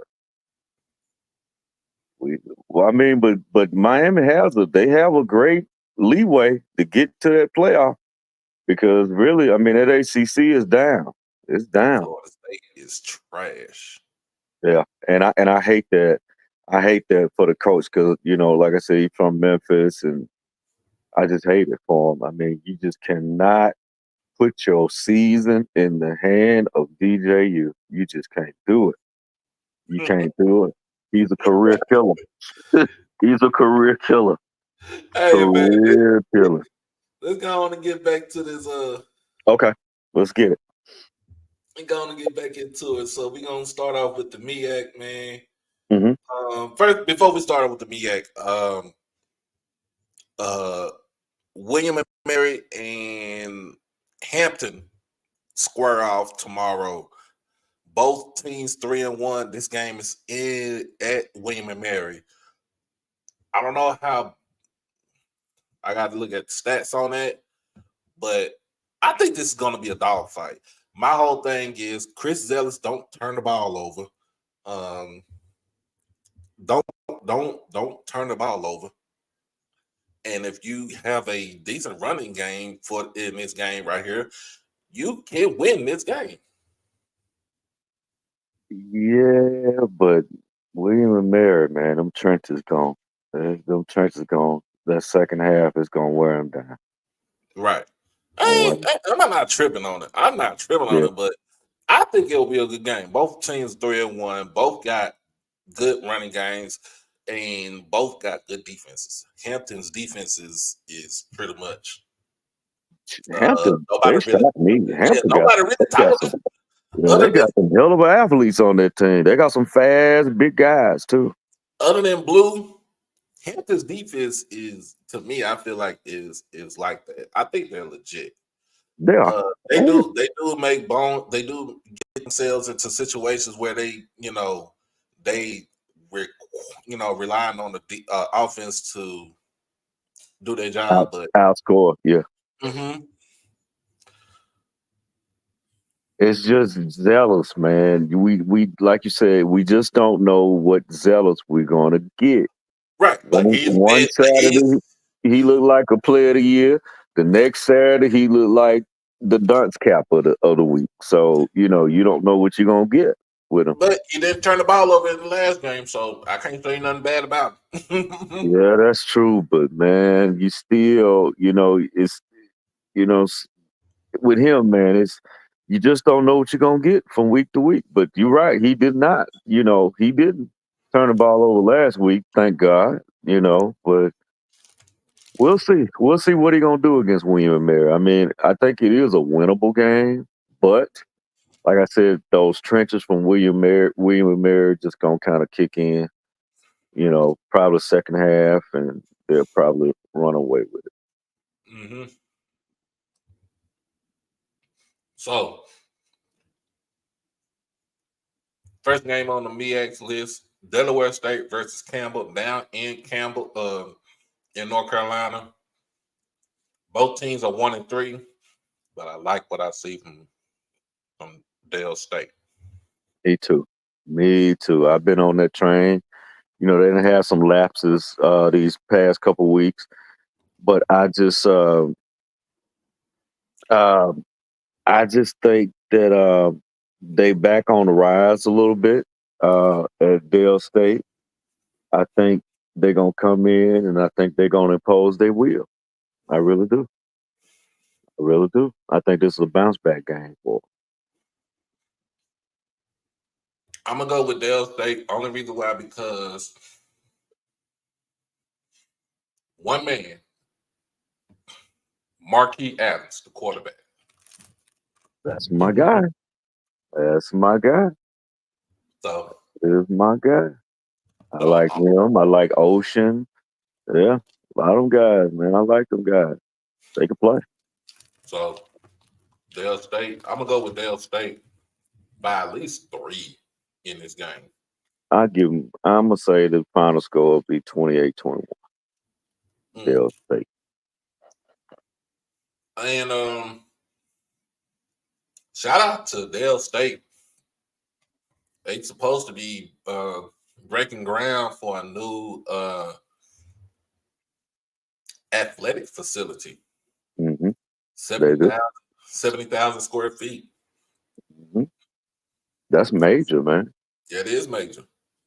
Hey, super major. So that's a good one right there. Oh, we got the battle of who can score the SAT the highest. Uh-oh. Howard goes on the road to Princeton, New Jersey, takes on the Princeton Tigers from the Ivy League. Well, So, we got a battle of the bourgeois endowments. Yeah. But I think Princeton is going to I think Princeton gonna win that one. So They gonna, Princeton. So the thing is, Princeton, the Ivy League just started their season yeah, last week. yeah. So Princeton is 0-1, but word on the street is this Princeton team ain't the team that you would actually see, from back in the day. They Yeah, said look terrible. yeah. I I'm mean, gonna go with Howard. you gonna go with Howard? Why? Because of the offense? I'm gonna go with the offense. Yeah, I do like the defense. yeah. They defense. I mean, they got the best defensive guy in the MEAC. I mean, they got Gallup, and that's the guy. Hmm. That's the next one. He is the next one. I mean, I like Gallup. I think he should get a shot. You know, but I think with him, he's gonna earn his shot. All you got to do is just give him a tryout, and you'll see. Yeah, he. Oh yeah, Ron. Yeah, that's the bourgeois endowments, man. Like those are 900 million. That's big money. So About billions. yeah. Somebody about to But hit a billion. yeah, but I can agree with that. I'm gonna just. I think I'm gonna downgrade. I'm gonna say push. I'm gonna say push. Mm. I'm gonna cheer for Howard, no doubt about it. I'm gonna cheer for him. HBCU. HBCU, but them nerds up there, man, them bourgeois nerds up there, man, they play a different brand of football. It's like they playing, hard hitting lacrosse without the sticks. They smash mouth up that way. Hey, lacrosse go hard though. I ain't gonna lie to Super hard. That's why I said. That's why I said lacrosse. That's why I said that. I mean, the only one that really can compete with them, with those Ivy League teams are like the Michigans, the North Carolina Dukes. They have great lacrosse teams, but if they're in the Ivies, man, they have some smash mouth games, man. I mean, smash mouth lacrosse game. I'm talking about, you So, think they playing football for real? So so we got them boys from Durham mhm. that just put up 66 on their rival last week, right? Man, And I just had to watch that. I had to rewatch that game right there. I man. was like, oh my God. I got a high school team here that could beat y'all, bruh. Well, They I'll wouldn't. say this: NCCU. There's a such thing that's called regions, USAA of America, Trustmark, SunTrust, Orion. The list goes on and on and on. But they all have one name in common, and that's called Bank.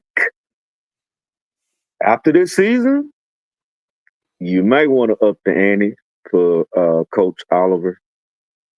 That's just my opinion on that. You might want to open that up a little bit because it's gonna be some people coming after him.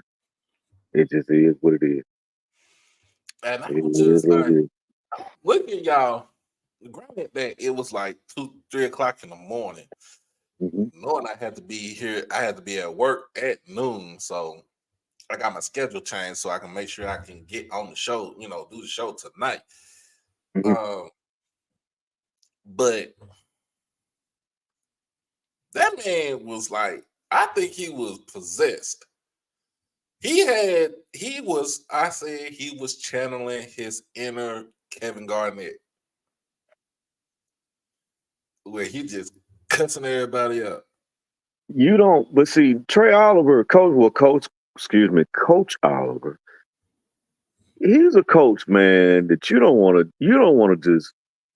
him to get on your bad side because he gonna jazz his defense up to stop you. Then he gonna jazz his offense up to score He gonna try to score. He gonna try to put 100 on you if he can. That's what happened last. That's what Yeah, happened he one of them last. kind of coaches, man. You better leave him alone. But one thing I do like about the MEAC, hopefully NCCU can keep him. But we're gonna have some great battles with him and Thanos. There's gonna be some great battles. Great Mm-hmm. battles. That's gonna be some awesome battles. I said this. I'm like, hey, y'all better be glad that man did not want to. He called the dogs off like that because he was surely trying to go for 80 on y'all ass. Oh yeah, I mean, Coach Oliver's that type of coach. You got to remember what the famous quote he said when Coach Prime went to Colorado. I mean, you were like, wait a minute, I beat this dude. Like what? So I mean, you just gotta give it up to Coach Oliver, man. I mean, those guys, man, I think they deserve their shots. They get better and better. They come from that old school type of coaching and with some new, with some new game nuances to their game.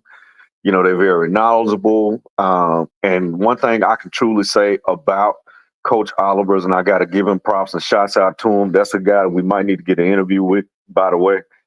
Mm-hmm. Man, his team's gonna always be well prepared each Saturday. They're gonna be well prepared. Hold on. Some just came up because I'm looking at. We talking about this and Virginia Tech went for the Hail Mary. Somebody came down with this football inbounds. Touchdown! Oh my God! No way! No way! Oh my God!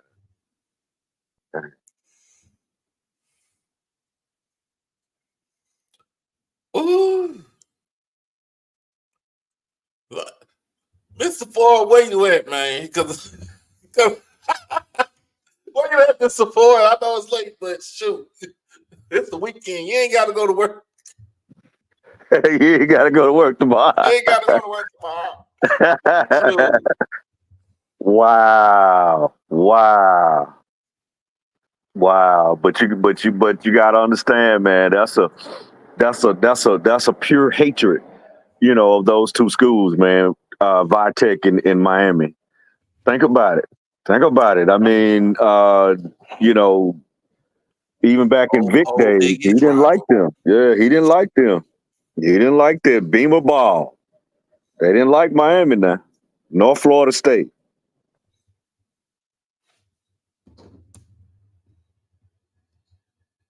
Touchdown. Game over. What Dave Chappelle said? Game blouses. What he said? Remember with that episode? He said, "Cold blooded." Cold blooded. Like Rick James.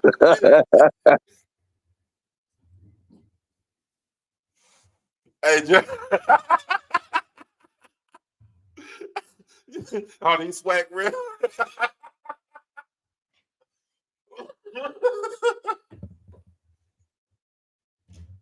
Hey. So who's gonna be the only undefeated team in the nation right now? Well, you got Ohio State. You got who? Texas. Texas. You looking at after this weekend? Texas, Ohio State, Bama. Bama still They undefeated. picking Bama, man. I guess this gonna be the battle of the houndstooth. The houndstooth Jack is gonna be in the house tomorrow night. So yeah, it's yeah. Well, Ole Miss too. Yeah, Ole Miss. They said that's not a catch. And Tennessee.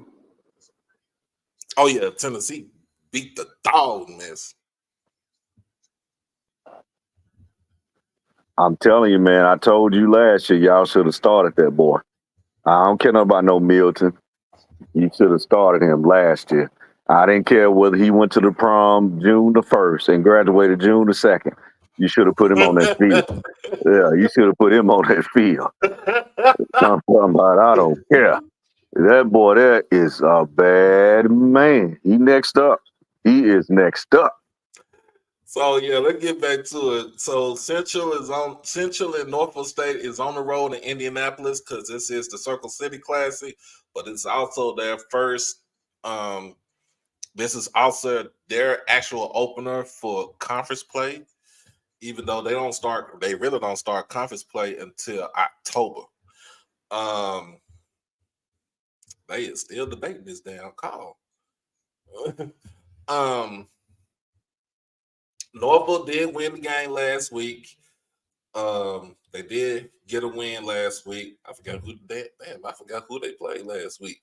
Well, they won last week because Big Worm finally decided to have a quarterback that can actually play.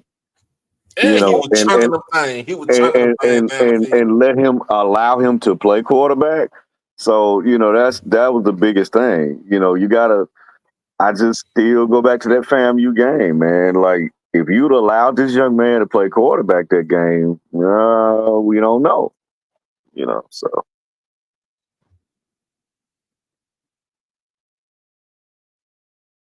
Yeah.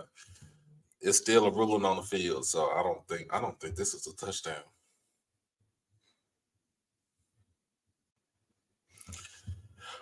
But so this is Circle City Classic, but also their first conference game. Shit, give me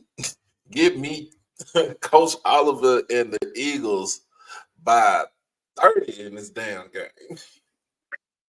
My sentiments exactly. He's gonna run up the score because I think they want Coach Dawson gone out of that MEAC brand. That boy, that running back they I got. think they do. Yep. The running back they got, Jamari Taylor. Yeah, he was on the team when they won the Celebration Bowl. He is a dog. Super. We talking about speed. He can take it to the line. He remind me of Ian Willer from Howard. I mean, just big cat, low center of gravity, but they can and will for a touchdown. Hey, no catch. Miami wins. Where's the game at? It's on ESPN. I'm talking about that? Yeah. Oh shit, South Florida. Oh well, there you go. 12 man. Wow. If this was at the old Orange Bowl at the OB, oh my God. Miami win. Squeak it out. Squeak it out. So we got a 2-man race now, huh? For the Heisman. Cam Ward and Cam Ward. Well, it's gonna be 3-man. Somebody gonna get canceled out. It's gonna be Cam Ward, Shador, and it's going and Travis. Travis, that's my front runner. That's what I'm saying though. What I'm saying is it's a quarterback. It's a quarterback race, but somebody's getting canceled out because somebody needs somebody else in order to get his numbers. You know what I'm saying? Travis needs Shador so Travis can get his numbers on offense. Because he playing two-way. That's why I'm rolling with Travis because of what he's doing on defense this year. But it also depends on what Colorado as a team, as a whole, does now with Big 12 play starting up. Oh man, it's about to get. They weren't supposed to be. They weren't supposed to win that game against Baylor. They weren't supposed to win the game against Baylor. They was not. No, Baylor gave that game away. And Mr. Ford come back on here. David Rondon needs to go ahead and get that U-Haul down in Waco. Oh, Yeah, let's get it. Let's get it going. Let's get it going. is that your house? Yeah, let's get it going. I hope you can put it on the. This is not a buyer's market for houses, but yes, we gonna holler at y'all. We gonna holler at you, my brother. Miami better not lose to nobody like Duke. Hey, Duke got a squad this year. Yeah, Duke got a squad. Duke I got a can't lie. squad. They got a squad, and that Hampton kid. That Hampton kid is one of the top 5 running backs in the nation, Mm. and he's being coached by the great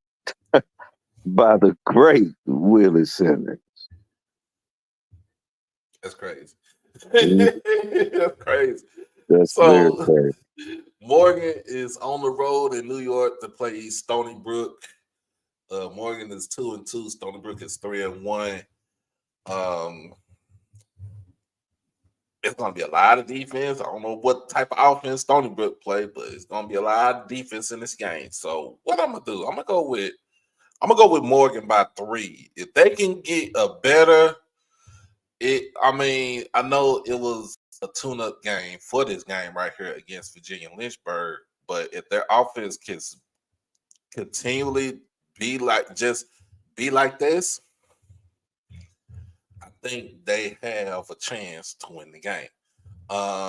They better not lose Florida State. Shit. That's a They rival bet not. game. It's You a rival still game. I throw think it's you in my. still I think throw it. it's. I But think I it's think in the factor Tallahassee. is that, I mean, although that is a rival game, when you got DJU starting at your QB position, you already 14 points down. So, you might as well go ahead. You 14 points down with him at the start. I just, I don't get it with that young kid. I So what don't. you got for this game right here? You got I'm Morgan going of with my Stony Brook. 85 Bears. I'm All going right, you going with with my Morgan. 85 Bears. I mean, Miak Mike, if you're out there, shouts out to you, bro. I'm a roll with the 85 Bears, man. I'm a roll the 85 Bears at a score of 14-10. Mm, okay. Now the MEAC game of the week. Mm-hmm. Both teams got losing records, Mm-hmm. but one is pretty much is trying to establish a new regime. Mm-hmm. The other is trying to find its way from getting that 66 put on them last week. Jeez. We talking about North Carolina A&T Mm-hmm. down in Orangeburg to take on them boys, them Bulldogs, and the man Black Thanos, aka Chennis Berry, South Carolina State. Let's go. THANOS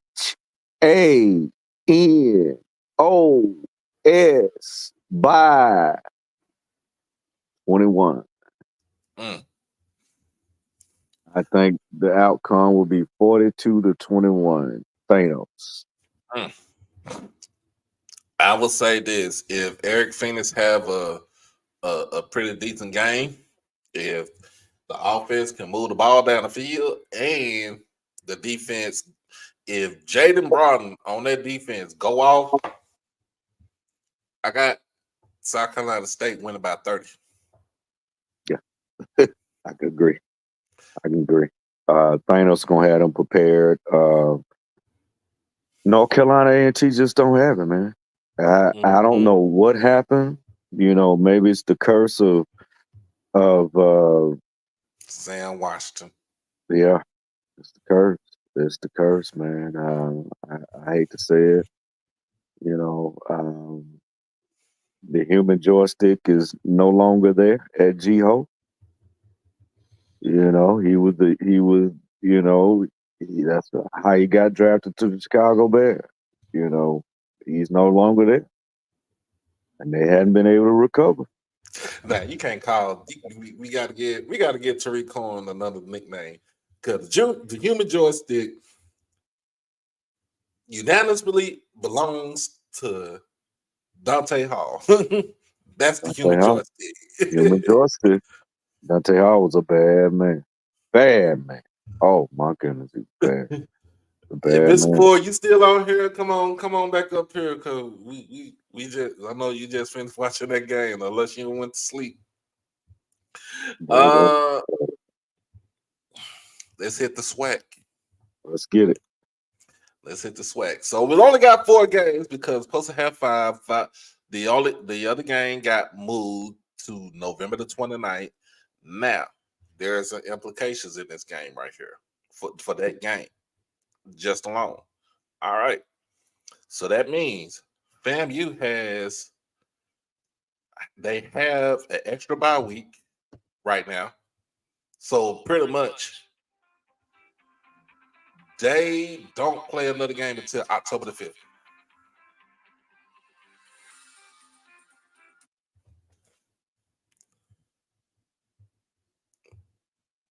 You said what now? So they don't play another game until October the 5th. No, they don't. No, they don't. So uh that game, that October the 5th game is against Alabama State now. They'll win that one because of time off. They'll win that. Right. And plus, Now, I mean, you going against a freshman quarterback. I mean, again, shouts out to, Mr. Body. Um, I know this was supposed to have been his year there, but no, Alabama State just can't generate any offense. oh yeah, shout out to Andrew, man. Shout out to Drew. He just had surgery last week. Was it last week or something like that? Yeah. He recovering, man. So shout out to Drew. So yeah, FAMU. So here's the thing: FAMU has a bye week, right? They Mm-hmm. don't play again till October the 5th, next Saturday. Mm-hmm. Um, and that game is down in Montgomery. Mm-hmm. So then here's another thing: they have another bye week because they'll be back on the road to play Jackson on the 19th. Mm-hmm. Then after that, they after playing after the second bye week.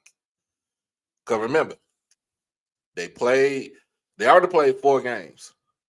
So they already had a bye week in between because between the Miami game and the Troy game. Mm-hmm. Then they were supposed to play this Saturday, but because the game got moved and folks had to, evacuate in the panhandle, that gave them another bye week. Then they come back and go to Montgomery to play Alabama State. And then after they play Alabama State, they have another bye week. That's on October the 12th. They come back on the 19th. They have 1, 2, 3, 4, 5, 6, 7. 7 straight where they cannot mess up because losing the game, you lose a game, right? Mm-hmm. On the 29th. You don't even get into a playoff.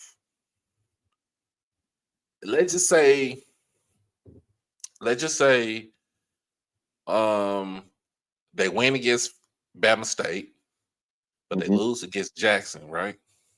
Mm-hmm. And then down the schedule, let's just say on the 29th of November, they lose again to Alabama A&M. And whoever is number 1 in the East,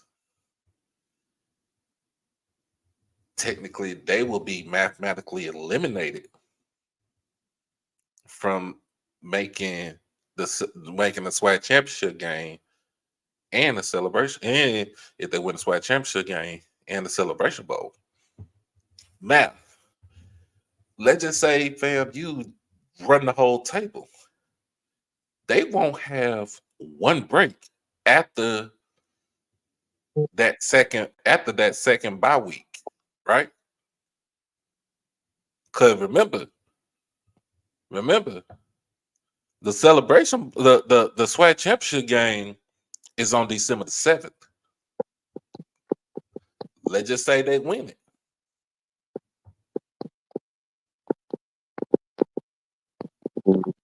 And then you go to the celebration bowl. So that would mean that that team would have had played 9 straight games with no time off. Ain't that something? Yeah, that's a lot of football, man. That's a lot of football. That's a lot of football. I mean, And it's not being breaks. And not only after, so when you play Bethune-Cookman on the 23rd, which is that Saturday. Mm-hmm. You have a short week because that is the day after Thanksgiving. You play A&M. Mm-hmm. Yeah, you're not gonna. That's a real gauntlet. And A&M, their last game is what, the second week of November? Alabama A&M's last game is usually everybody's games ending on the 23rd. Because remember, 23rd. Okay. We all playing 12 games. Right. So, oh, that's right. I keep forgetting that so much. Good God. Well, my take on it is, man, that's a lot of wear and tear on those kids' body because they got to go from week to week to week to week to week to week to week. Mm-hmm. So in case of injuries, it's gonna be hard. They're gonna be hard pressed. So even in the NFL, you don't get nothing like that. No, sir, you don't. No, sir, you don't. So it's that's gonna be tough. That's gonna be tough. I mean, I know they're a pretty decent team, pretty good team, but that's a lot for anybody to overcome. Mm-hmm. Anybody. I mean, see, you got to take that back to the old school and say that's all gas, no brakes. That is. That's all gas. Starting on the 5th, that's all gas, no brakes. You basically start your season off pretty much on the 5th, and you have a game every doggone week until the end of November. So remember tomorrow they got a bye week because they moved the game to the end of the. And you can't predict the weather. We know that. We know you can't. We know you can't predict the weather. So any type of natural disaster, like I said, I feel, we could talk noise all we want to, but at the end of the day, I don't want nobody. I don't want nobody to get hurt because that would be on my conscience right there. Right. But see, this gonna also come out. What's gonna happen is we're gonna find out how much depth FAMU has too, and that's on both sides too. Remember, because A&M's doing the same thing. They got to make a run too. They want to keep themselves in the talk. They are in the same boat as FAMU. Don't get me wrong. They both in the same boat. So what I'm saying, and even is, so the thing with Alabama A&M schedule. Mm-hmm. Here's the thing. They not playing tomorrow. Mm-hmm. They go to Mobile for Gulf Coast Didn't they always used to get a break though before the MGC? They do. Okay. So here's the thing. So they got 2 weeks they play straight. Then they got the bye week before Magic City. And then all of November, the whole month of November, It's 5 straight. I mean, so they played that Saturday. Mm-hmm. They played 6 games in a row. Mm. Mm. After the Magic City, so after you play Bethune, right, on Mm-hmm. the 12th, right, Mm-hmm. you got your bye week, and then you play the Magic City Classic all the way through to that Friday of Thanksgiving week. Mm-hmm. You have no room for error. Both teams literally have no room for error. I think Maynard, man. I think Maynard. You kind of realizing that seed is kind of hot, and I think you're gonna have them guys ready to play. I really do. Something telling me he's gonna have them. Some telling me that he's gonna have them guys ready to play because he has something. He has something that works for him. When you got a quarterback, notice always Alabama A&M always they be fairly decent when they have a quarterback Yeah, that can play in his system. That's the yeah, difference. His system. his system. Hmm. So my thing is there's no margin for error in this game for either team.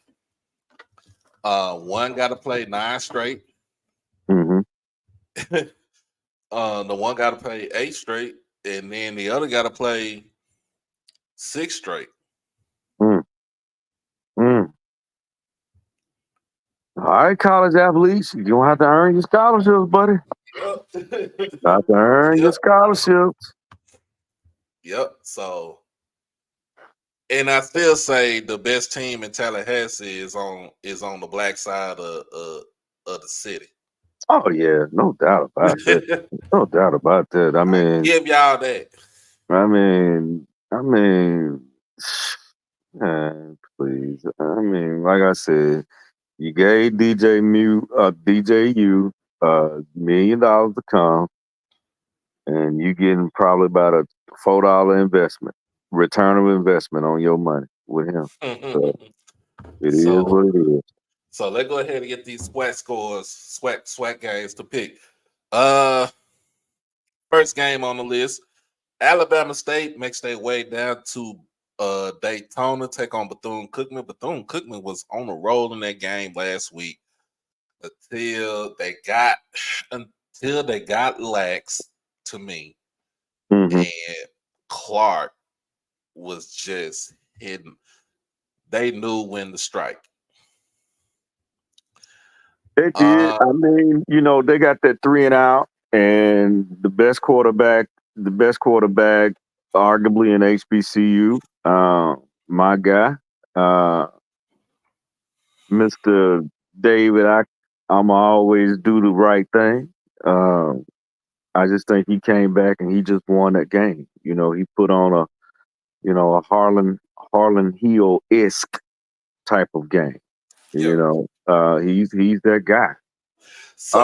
But the only thing is, Alabama State is coming with a defense, man, and they're gonna have a guy spying. They're gonna have a guy spying on David Wright the entire game, and we're gonna have to see what he's gonna be able to do. Oh no, But they don't play. They play. No, it's Bethune. Bethune, okay, Bethune. I'm sorry. Oh, I don't know why I guess I keep talking about uh Right? Yeah. Right, yeah, that's my favorite guy. But I do like the QB, man. They got another little fat cat down there in BCU. He can throw it and he can run it. He should have been he should have been Cam playing. He should have been Cam playing. Ransom. Yeah, Mr. Ransom. He should have been playing the last 10 years for them. But uh man, it's just there's an old saying, man, amongst these swag streets, man. When somebody gonna do something, Woody is gone Woody.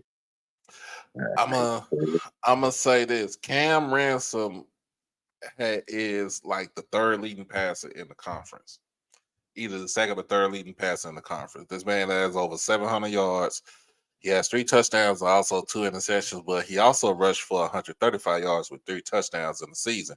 So last week he just had 387 passing yards, 3 touchdowns, and then another 105 on the ground Oh, he's with dynamic. another I call him. touchdown. I call him since he a Wildcat. I call him Fat Cat. Fat He Cat. ain't He man bad. ain't fat. He No, he ain't bad fat. though. He bad. He bad, man. But it's just Alabama State still has that defense, man. And but the Uh, only they got the defense. They gonna have to show me they can stop this because at the same time, even though that Bethune Cookman team lost, they are able to score on you quick strike. Mhm. The whole thing is they gotta make sure that um they can keep a lead. That's the question. That's the thing. I know they can score. Yeah, Can they they can score, keep the lead? no doubt. But with But Bama State, where is your offense gonna come from now? well, the offense gonna probably come from JoJo that went there 4 years ago, and probably I don't know. They in a bind, and see, really this week as far as practice, they don't have nobody that can emulate Ransom on their team. Oh, Just for player scouting purposes. So, uh, man, but it's just the defense, man. That's what I'm concerned about. Some keep telling me that their defense just gonna rise to the occasion just because it's BCU and they don't want it. It's something about them. Some telling me that Alabama State don't want to be the one to lose the BCU, being that right. they want, projected to be one of the top teams in the East. So I'm gonna say Alabama State 24, BCU not so fast. BCU 38-24, BCU. Mm. I'm gonna go with this. Upset alert. Don't worry, Bethune. Don't think about playing Luke Sprague. Don't think about Nope. playing Michael Bowens. Don't think about playing Mr. Huggins. Well, Huggins is a receiver, but don't think about playing them two. Your QB is Cam Ransom. He goes, you go as he goes. Yep. Um, And I don't think Alabama State gonna have nobody to really just stop them unless they just unless they just put two guys on them to spy, put one guy in the box, run that rover to spy on them, and then but they're gonna have to get a great push. Their defensive line gonna have to get a great push. And mhm, BCU offensive line is solid. They are solid. They do block for the kid. He didn't right. take that many sacks last week, so. Um, I just think that this is an upset alert game. I think this is BCU. I think they're gonna get up for this game, and I think that Alabama State just ain't gonna have enough offense, man. That's my only thing. If they had either one of their quarterbacks playing, then I would say them by 7 or by 10 or something like that. But being that they don't have either one of those guys, and then you got a freshman coming on Mhm. down the pipeline. No sir, Bob. Not I'm against going with this. BCU. Not against this team right here. No Not sir. against this. I mean this offense that can actually score. But here's my point. Here's my key factor in this game. Darnell Dees, what you gonna do? He took two to the house in one game already against Western Michigan. What you gonna Mhm. do against this in this game? You gotta be dynamic. But I do get BCU in this game. I got about 10. I got about 10. I'm not gonna go more than what it is. I got about 10. You got BCU by 10? BCU by 10. Yeah, I think so. Yeah, I think so. I think Daytona's gonna be some proud people on tomorrow. I really do. I think they got the formula to beat a team like Alabama State because That offense, man. I mean, but like I said, the defense was still legit. It's still a top five, defense. They're still legit, but it's just, man, I'm injured, man. That injury bug, that's a bug that you don't want. That's Right. a bug that you don't want. It can come in your locker room and everybody can get sick from it. All right. So next on the list, we got somebody got to win this game. We got Alcorn making a way up through the Delta, looking at the cotton fields and hitting Itty Bitty, Mississippi, aka Itabena. Lord have They mercy. call Mississippi Valley, and they are debuting that new turf, Yeah, that new scoreboard. yeah. It's somebody got to win in this game. A lot of folks, from what I'm hearing,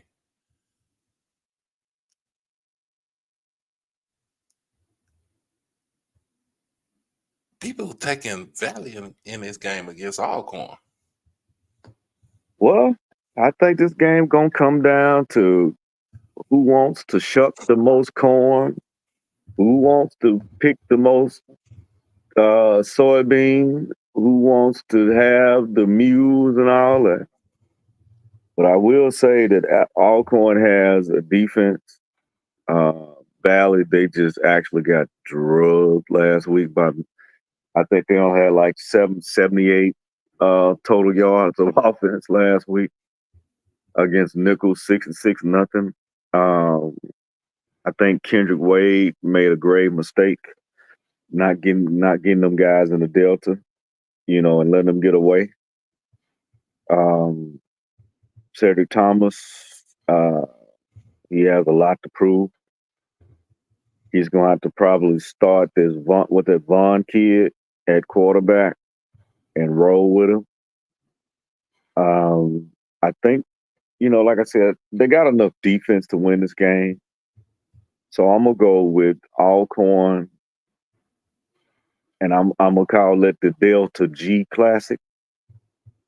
Um, I'm gonna say Alcorn 31, Valley 10.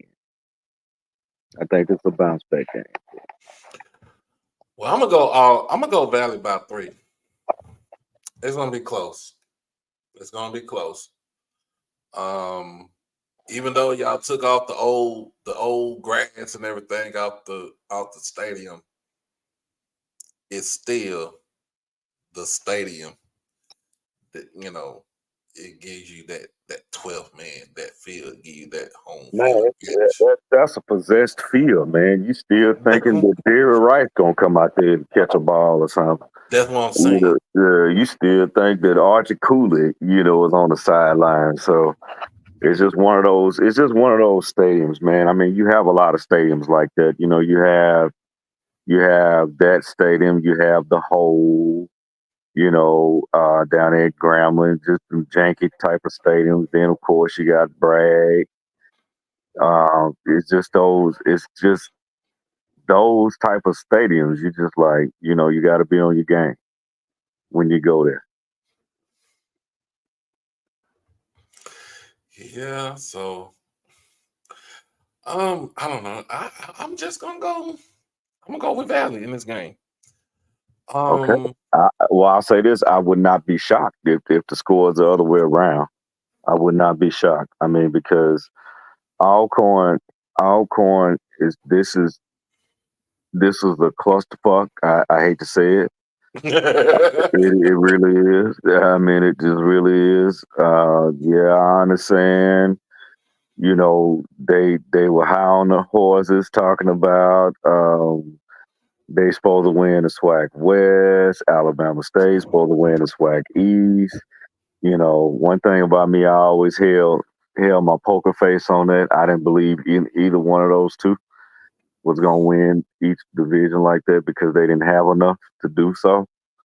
So you know, I don't know. I think Tyler Macon probably gonna hit the transfer portal, probably end up at Port Gibson High School next year, Damn.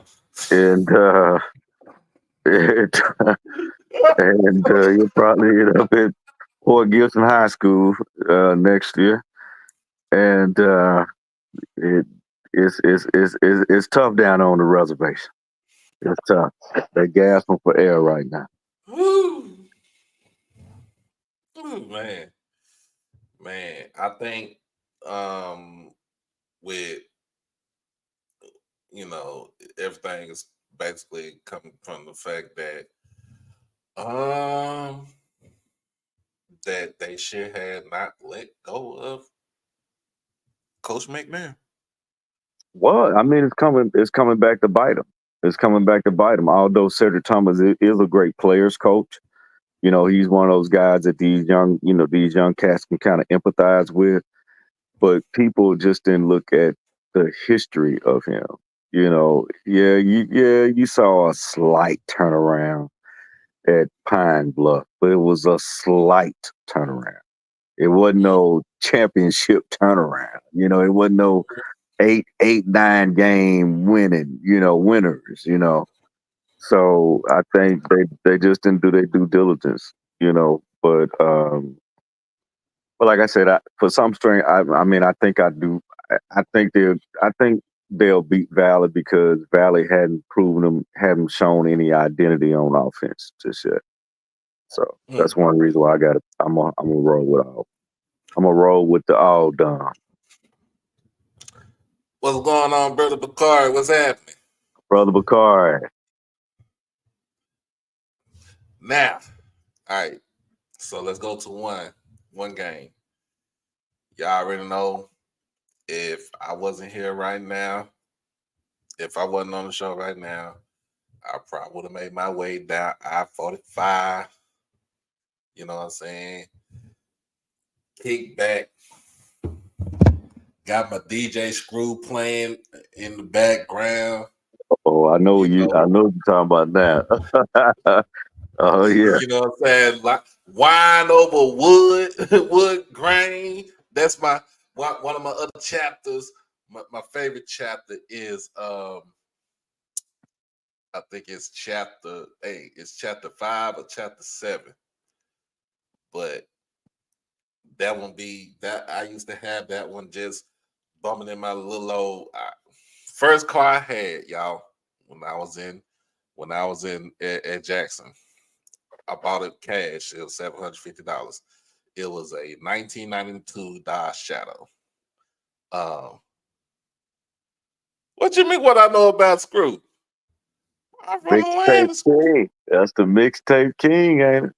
Yes, man, I'm from. I got every chapter that he has on one of my laptops. DJ Screw, mixtape king. I know Screw was banging like that because they thought he was selling dope out of his house. Oh yeah, I bump Fat Pat, bump Lil Kiki, bump Big Mo. You got Hog and shoot the you flip. Then you go into the new part, Zero and Trader Truth, and yeah, come on now. I bought all that. It's we going down. I'm going. Shoot, if it was me right now, it'd be too late, but it'd be early in the morning. I probably made my way down to Houston, bumping that Screw, balling the mix. Yes, sir. Yes, sir. And you know what I'm saying? When you get down to Houston, take that exit on the Scott and just go ahead. I ain't got no swingers, so you know what I'm saying. You want to get in that slab line. You got to learn how you got to swing with no swingers and stuff like that. So that's what I do right there. Hey, Rusty, I don't too much mess with Sauce Walker. I just got to go with my originators. with some ghetto boys and some UGK and stuff like that. Even South Park, Texas. Yep. SPM, even though I know he in the pokey. Um, but yeah, the reason why I say that is because Jackson State is swinging and banging down to H Town. Yeah, I think this gonna be a bounce back game for Jackson State. We're gonna see, they're gonna get now. This is a chest check this week for Mhm. JSU, but I think the biggest thing is because I think a lot of conference teams, because we all know, let's just be real, because of course we're very fair and honest on this show. We know that each week that Jackson State plays is everybody's biggest game of their season. So I just think Jack State, this is a bounce back week, which I don't even think is so much as bouncing back, because if you look at the game last week, Jack State beat themselves. I think, you just you gotta clean up those unnecessary penalties. You gotta Mhm. learn how to stay on side. Um, you can't come in and turn the ball over, because there's is no team in America that can win the game if you have 5 turnovers. Right. That's a good team, bad team. It doesn't even matter. But I think Coach CT, I think he cleans that up. It's gonna be a TC, great. why you call that man CT? I mean, trying to my get that bad, man, TC is trying to late, get that man. man CTE. Yeah, but I got Jackson State. I got Jackson State in this game. 30, 34, and Texas Southern 17. Well, so Rusty said his nickname was H Town when he was at Jackson State. So when I was at Jackson. The name they gave me, if it wasn't Dave, it wasn't Super Dave. Some folks called me Little Texas because I was only six. I was like 6'3", 6'4", but I was only like 165 pounds, so I was small. I was skinny. But anyway, so I went back and watched the game. I went back Hmm. and watched the game where Texas Southern played Lamar, Hmm. and this is a third taking on third ward Tigers. Hey, Lynch Street Tigers versus Third Ward Tigers. Who got it? But I watched the game. Hmm. Now, Coach Dishman's team is disciplined. They are. He's preaching discipline. Um, he's going to run the ball. He's not going to do anything to where he's not going to do anything to get his uh uh put his team in certain situations, right? In bad situations. Like literally, they are a primarily running team. Which they have been for like the last couple of years, other than them having Drew when Drew can throw for like 2,000 yards and you can still run for 2,000 yards as a team, then shit, you can do anything. That's right. That's um, you can do anything. That means that your offense is balanced. um, but we won't know if KJ Cooper, who was the starter in the first game against Prairie View, if he'll be back, if he could, he was, some folks say he was injured. Also, the other quarterback, Jordan Davis, hmm Jordan Davis, who's a freshman, um, he's from Houston. He gives me that look of what a shorter but much slimmer down version of Daniel Richardson is. But he can run. His issue, Right. he can't see over those. You got to get him out of the side of the pocket to where he can see his throwing lanes.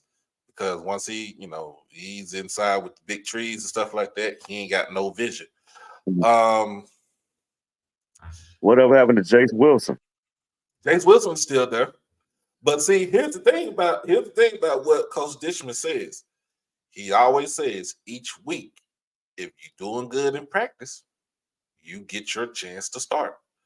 The reason why he's doing it like that is because he has an NFL mindset.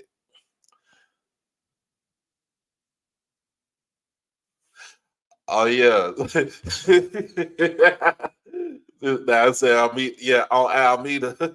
He said everything hot Black Hollywood except for Turkey Leg Hook because they done closed down for health violations. I remember that turkey leg hut too. Hey, I remember that turkey leg hut. hey, Damon, hit me up on Twitter. If you got my number, give me a call, man. Because we talk about KTSU at 9:45 in the morning tomorrow. Hey, I'll do that. Last 15 minutes, I'll do that. But yeah, let's also talk about this defense because Texas Southern defense flies around the ball, right? They do. They do. I seen the pick, the safety. I think I don't know if he's strong safety or free safety, but Canary Simmons came and did some damn. It was some twist of fate type shit with the interception in the air. Like he snagged it. He snagged the ball like it's mine. But they can also put pressure on the quarterback. They play the run to the T. You don't see them line up. They line up in multiple defensive formations now. Mm-hmm. Their main formation is they're gonna line up in a 4-man front. All depends on situational football. Yeah, I know you go to a 3-man front if you could play nickel or you could play dime. It just all depends on situational football. They don't try to beat themselves, right? No, they don't. They don't try to beat themselves. That's the best thing about this team that you see. Now,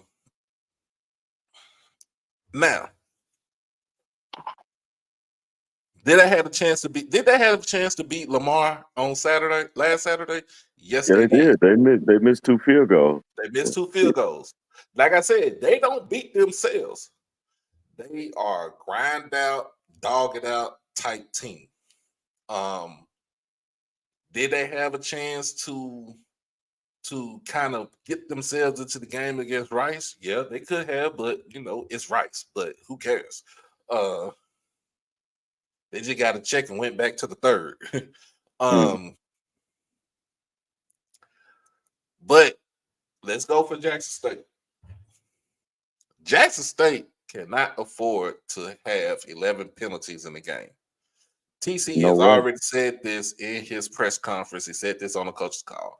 He was very upset because the team was undisciplined, especially when you got caught the personal foul calls, especially the roughing the passer, where you had them on third down. You get the ball back. It's only a 1 possession game. You get the ball back. You get them on third down. You get the sack, get them on third down, or that play, it was an incomplete pass. You don't mess with them. They got to punt the ball. You reverse the field. You get yourself into scoring position. Now you make it a close game, right? You get what I'm saying? Because it was what was the score? It was 20. 21 It was 20. No, it wasn't 20. It was 20 to 13. Right? I thought it was 21-20 when that happened. But at the same time, it's the same time that was the same Lamar team that Valley was hanging in there for the whole time. At the same time, you flip the field, you make it a tie ball game, or you up by one, right? Just Right. all depends. Right. You can't have the 5 turnovers. No. JD Martin cannot turn the ball over. No. I, JD I, I, Martin, I hate to say this, he's just one of them guys, he's a big play guy. But when he runs off 20, 30 yards, switch him out. Switch him out. And then bring him back again. Because the only thing is with that is he just his hands, man. His hands. so my thing is, you gotta get JD Martin to the outside. Get him on screens. You could put him in slot and let him do jet sweeps. Mm-hmm. You get him outside. Tell him to protect the ball. He can catch the ball from out of the backfield. He's one of the best backs in the sweat to catch the ball out of the backfield. Oh Um, yeah. Oh yeah. Oh yeah. I mean, he's a multi-purpose back. He really is. I mean, he could run and catch the ball at the backfield. But I mhm. just think they need to get a heavy dose of Herb Mulligan tomorrow. Right. So you're gonna get a heavy dose of Herb Mulligan, and I think this is the same thing with TC. What you do in practice is how it reflects when you get on that field. You know what I'm saying? That Mm-hmm. I think that's my opinion right there. I ain't Mm-hmm. saying it's fact, but I think that's my opinion. But at the same time, the main question is who's going to be the quarterback. Is he going to go with Cam? Is he going to go with Jacobian? My whole thing is if you go with Jacobian has to initially try to take this team and put it on his back. So that means you can't be timid with not trying to run, bro, because you want to keep your passing stats. It ain't that time. It's put up or shut up because it's SWAC play now. Mm-hmm. Don't get me wrong. We played Southern. We played Grambling. Yeah, they are a SWAC team. They're a SWAC team. They didn't count in the conference, right? This one Right. counts. This one True. counts. Now, what would have happened if both of those games counted, and this one doesn't, which is going to happen next year because I think Texas Southern's going to fall off the schedule. Mm-hmm. Like you got to run the ball if it's an open lane. And I looked at it when I looked at Cam Ransom right for Bethune, Mm-hmm. and his size 6'3", 230 pounds. Jacobian, you're a 6'4", 227, 230. Ain't put up the shut up. You gotta run the ball because that gives you another dynamic in the game. We know Cam can run the ball, right? But his dynamic is Mm-hmm. can he runs the ball to open up the passing game. Now, if Cam can run the ball and he can throw the ball and he can stay upright for more than a half, then ain't no telling what either one can do. So, my thing is, and this is my thing. If you start Cam, you gotta he has to understand what his reads are. He has to know when to run. He Mm-hmm. has to know what type of weapons that he have around. And he just if you hand the ball off, you know That's what I'm it. saying? It's That's it. it. Because when you got Cam in the game, you're playing straight up triple option.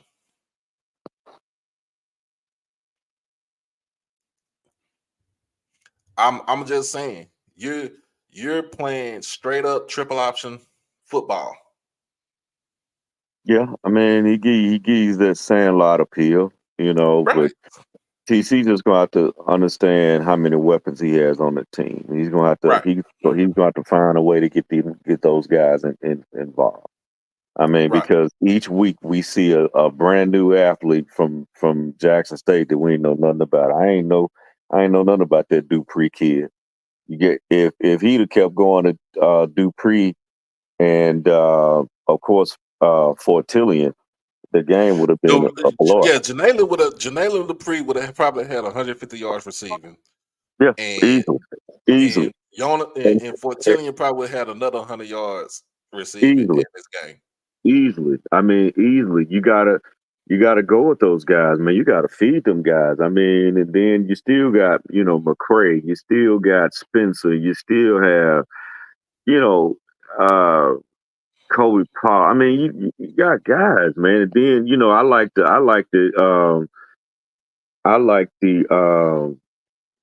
I love that big tight end, man.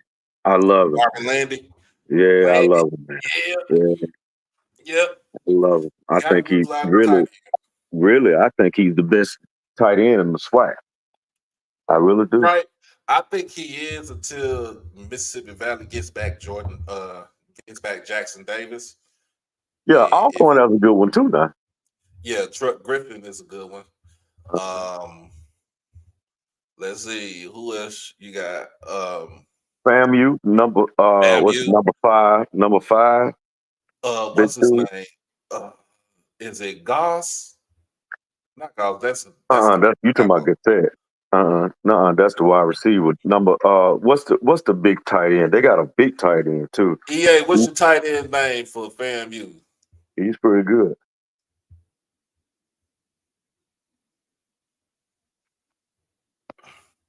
But what's the one that Richardson always target? His main target for the tight end.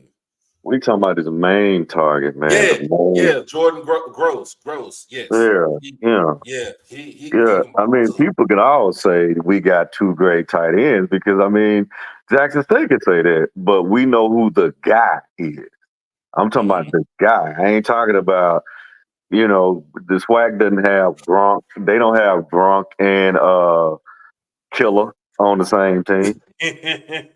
I mean, we talking about the guy, EA. We ain't talking about just okay. We just we got these two. No, we talk about who is the guy, and Landy is the guy. Gross is the guy. The guy from Alcorn is the guy. Those are the guys as far as Yeah. tight end. So I will go with this.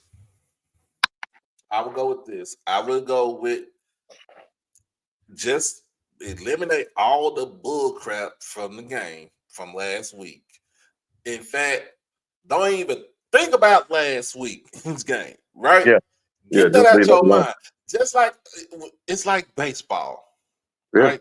It's like right, baseball. If you're a pitcher, baseball is my favorite. Baseball is one of my favorite sports. If you're a pitcher and you give up a home run, you don't think about the home run you gave up. You think no, about I got to get this next dude out right here. So hmm that's what you got to do for this next game against Texas Southern. You got to get hmm all that stuff out and hmm get ready for the next team because right, guess what? We have a bye week after the 5th. right. And after that, we don't have another bye week until when? Before the Soul Bowl? Right. See? And then we get I, another bye before we play in the SWAC championship too. and we get to the SWAT championship. You We'll get gotta there. get over. We gotta get over. We gotta get over last week. Last week We'll was get there. last week has come and gone. It's just like seasons. They come and they go. Yeah, So I it's mean, on to but the if next you if you game. really really go back and look at the game, it really wasn't anything dominant that Grambling was That doing. we It was doing. just that they were just Jack State was playing against themselves and not playing situational football, and that's all that was. Not trying to defile Grambling by any means because I think now they the best team that I've seen over there in the West. Right. Hmm. All right. And so now I'm gonna go with Jack State. We winning. We win the game by by a touchdown if they keep the game close. If not, we'll blow them out. We'll blow them out the water. But Easily. let's get on to it. Mm-hmm. Let's get on to it. You see the title of the stream. Can Prairie View bounce back? Or is Grambling for real? Is Grambling the real deal? Now, this is the actual game of the week. Why? Because this has a lot of implications in the SWAC West. Let's get to it. Right? Mm-hmm. Grambling is coming in 3-1. They have not played an official SWAC game yet, right? Because Right. the last game they played didn't count. It was a non-conference game. Right. You go up against your heated rival from down there in South Texas. Mm-hmm. They call that school they call it. It was on a plantation. It was called Alta Vista Plantation. That's right. You know, the charter member is still the charter member. The original charter member is Prairie View Panthers, right? Yep. Let's get to it. Let's get to it. Prairie View is behind the 8 ball now. They're 0-2 in the West, seriously behind the 8 ball. Very much so. Right? Mm-hmm. But Prairie View can get themselves out of the hole. No pun intended. It can make this an actual 2 or 3 team race in the West, right? Because number one in the West is Texas Southern. Why? Because they beat PV. They beat PV at the beginning of the season. Mm-hmm. Okay. PV is down 0-2 because not only did they lose to Texas Southern, they lost in the same weekend as Grambling and Jackson State. They lost against Southern at home. Yeah, they lost to the old Pinion Knights down there on the bluff. And I just think that Grambling they're gonna I think we're gonna see a 300-yard game from Miles Crawley. I think the final score of that game should be about 42-20. Not so fast. Not so fast. I have been going to this game. I said 1991, really 1992, because 1991, Grambling ended up playing North Carolina A&T, and we lost that game, I think. But 1992, I've been going to this game on and off for 32 years. Because 32 years is counting. Because tomorrow I'm supposed to be at the game, and if you go ahead and hit the Cash App, PayPal, or Zelle, so we go ahead and see if we can get myself 2 turkey legs, two of them things, one for the right hand, and one for the left. That's right. I just think PV this year. This is a down year for them. I think we listened to too many supposedly aficionados. I can say for myself, I did, because I thought Bubba McDowell was going to try to capitalize this year, but obviously he hadn't.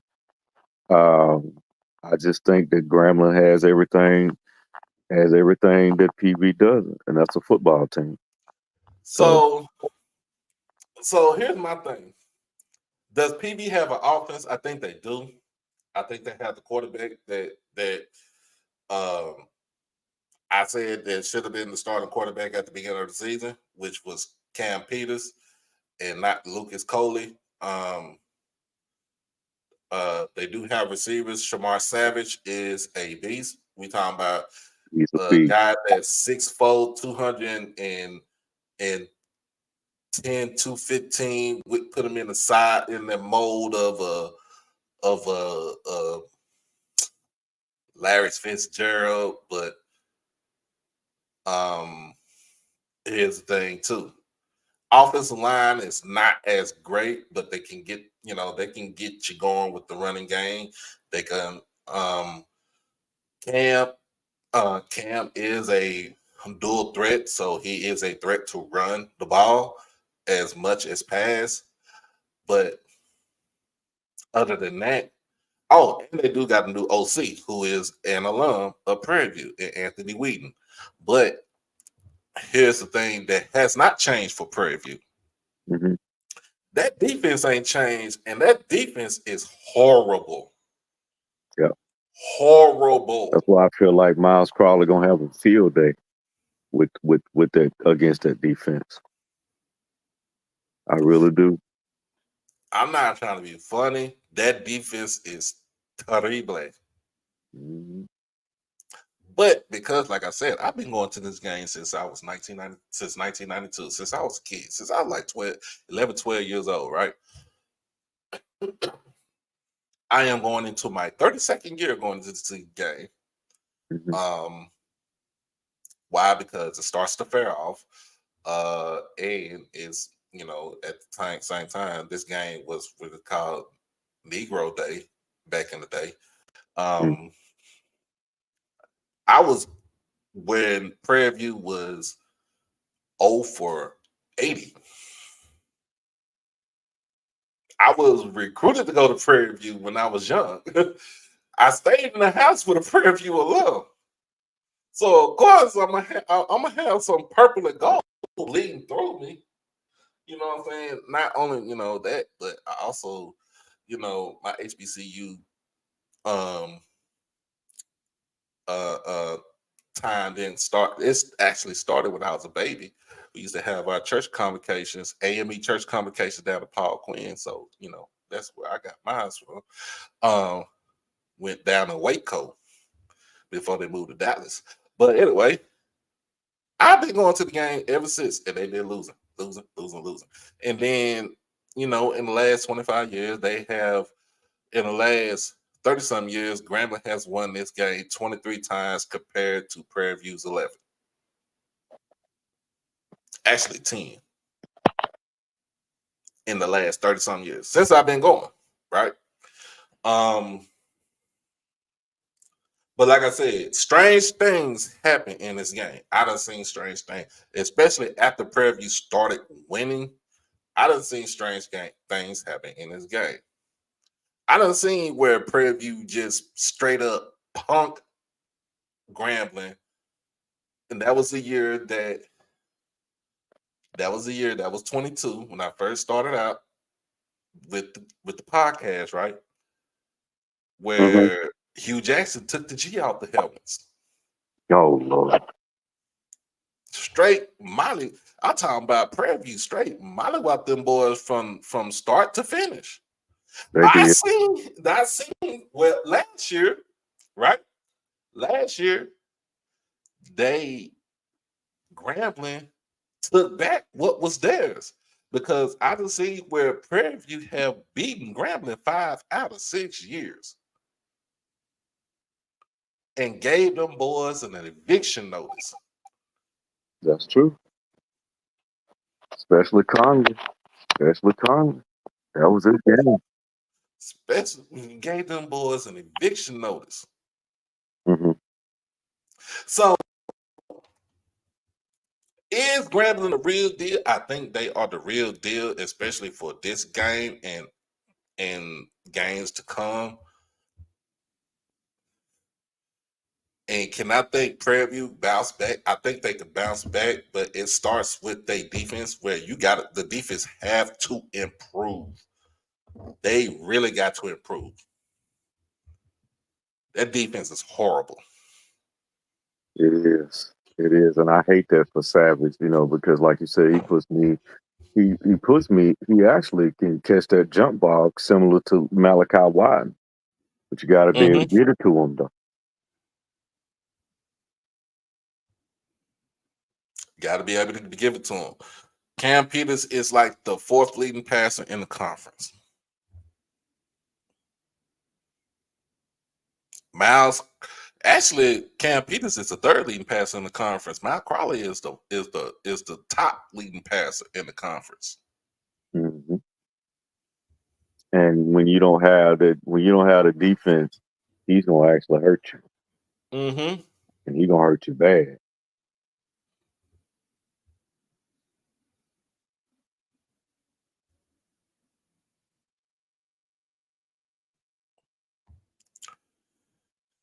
Yeah.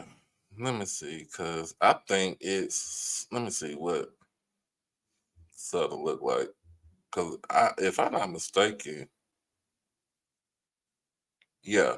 So it's Crowley, Cam Peters, no, it's Crowley, Ransom, Cam Peters, Noah Bowden. Mm-hmm. Makai Higgins. I think Makai Higgins for Pine Bluff is up there too. In fact, if I'm not mistaken, he is literally. And Jacobian is Yeah, up there too. no, Makai Higgins is literally the top passer in the conference for Pine Bluff. That man Mm-hmm. almost got 1,000 yards of passing right now. Mm-hmm. So that 70-something helped him. He had a field day. Yeah, he had a field day, but he also didn't have a field day against Tennessee State. But Yeah. yeah, with Prairie View, I think they can get back on their winning ways.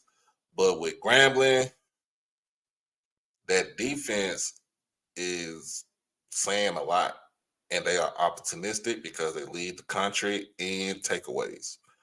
Yep. They're great Something at on their DBs are great at jumping route. I right. noticed that They are. last week. We noticed that last week. Yeah, They they forced a like to lot of. jump. They You better forced not a lot of lob. fumbles. You better not lob nothing they way. They're gonna jump it, and they're taught to jump it. So shout out to their defense coordinator. I mean, Jason Rollins is the defensive coordinator. Where he yeah, come from? shout He out came to from him. Southern. Yeah, shout out to him. He teaches his guys how to jump them routes, and I like that. I love to see DBs do that. I love it. Take a gamble because you got a safety over the top. Now, Grammy's issue is they ain't got no running game. I like the guy from Memphis. I think that transfer from Memphis. I think they should give it to him a little more. They can, but I don't think they really ain't got no running game. No, they don't. It's not saying it's non-existent. It's saying that they don't really run the ball as much. They out there. Really, their offense is pretty much Miles Crowley. is Miles Crowley. Yeah. And he's not gonna run as much either because he is a pocket passer. He wants to Yeah, stay in the pocket. them eyes gonna stay downfield. They're gonna stay downfield every play. Mm-hmm. And I think that's gonna be the determining factor. No disrespect to PV, but I just think that the bottom is slowly but surely that ship is sailing. It's just slowly selling down like the Titanic. And I hate Mm-hmm. to say that, but it's the truth. All right. So I'm gonna go with this. You got Grambling winning by 20. Mm-hmm. Oh yeah. I'm gonna go with PV winning and staying by 7. It ain't gonna be as much, but it's gonna be enough to where they actually win this game. But yeah, you I got don't Grambling, know. I got Prairie View. Okay. We'll see. We will see. I just don't believe in them right now, man. And I don't know if PV going well, I'll say this. If PV doesn't finish top 3 in the West, what do you think they're gonna do with Bo McDowell? Well, he is, from what I heard, he is up for a contract. This is a contract year for Bubba. Oh, But I think they well, keep him. I think they keep him unless AD Goff, who's the athletic director, he's only been there for like about probably about almost a year now. mm-hmm. if he go look for bring his own guy in. But for now, my best bet is they keep Coachman down. And Hmm. my whole thing is you got to get you a better defensive coordinator, man, because that ain't you can't get Well, to the well you did get it, but you did get to the championship game last year with a bad defense. We seen you that. did. They did. You know, but Bubba McDowell had their team disciplined up. They were very disciplined. They didn't make too many mistakes. Yeah. So I still say, like I said, I got Prairie View by 7 in this game right here, and we just gonna end it on that. Now we gonna end the picks on that. Chat, and I got a question for you. Hmm. What do you think? How do y'all feel about players,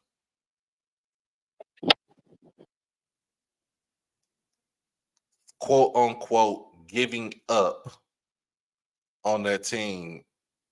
And it's only been like 3 or 4 games this season, right? Hmm. Red shirt and then saying that I'm going to jump in the transfer portal.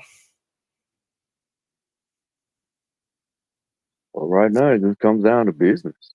Um, you know, you look at the guy from UNLV. I Yeah, mean, he was promised. He was promised a lot, but I guess it was a handshake deal. Sound like instead of a contractual agreement. So you know, Sluka just said, "Man, I'm finna." Sluka said, "I'm about to slide." Because Sluka can play. He can run yeah, I and know play. he can play. Yeah, he can He can play. He play. came from Holy Cross. For those who don't know, Matthew Sluka, we talking about quarterback for UNLV. He is a grad transfer from Holy Cross. He actually got 2 years left. So what happened? So what it is that I think it was one of the coaches promised Sluka that with school they'll pay him $100,000, right? But his money, he was only getting $3,000 per month, which ain't equivalent to 100,000, right? No way, no how. No way, no how, right? Um, Sluka he led the Rebels, this team. They are a 3-0 start, and they beat University of Houston and Hmm. Kansas, and they are in the top 25. They have a chance if they continue to win, right? To be the group of 5 qualifier to make the FBS, the college football playoff, right? But they won't now because they ain't pony up that money. And it They was ain't very ponying that money shocking. up. It was shocking that you in a place like Vegas and nobody won't just pony that money up. Hell, the gamblers can pony that up. You got gangsters out there that can give you that money. I'm telling you. But Uh, here's the thing. Some people are saying that well, like you said, UNLV didn't live up to their mark to the end of the deal. So he has a right to do what he has because he feels like he's not being fairly compensated. right. Other folks on the other hand saying that this motherfucker's selfish. Oh, please. I mean, what's selfish about somebody promising you to come somewhere and they don't put up on their bargain? We don't want to hear that because right now we are in the NIL phase. I mean, Shadua make about $4 million a year. So stop. So But this is the best start for this UNLV team since, give you a hint. He was a punter. He was recruited as a punter, mhm. and they switched him to quarterback. Who am I talking about?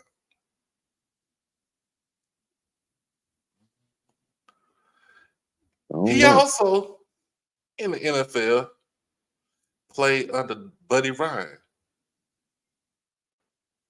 Oh, Oh God. Oh man. I see his jersey in my head, and I can't think of the name. Give me the name, man. Go ahead. For those who are Eagles fans, number 12, Randall Randall Cunningham. Cunningham. Yep. UNLV. Yep. Yep. And used to can boot that ball. Yeah, yeah. They have not had a good season. They had this good of a start since Randall Cunningham was the quarterback Mm-hmm. and the punter. Mm-hmm. Cunningham was a dog. Mm-hmm. They should have won one with him. They should They have. should have. He should have won. He should have won when he was in Minnesota. Arm But gave out. His arm gave out. you know what happened with that? His arm gave out.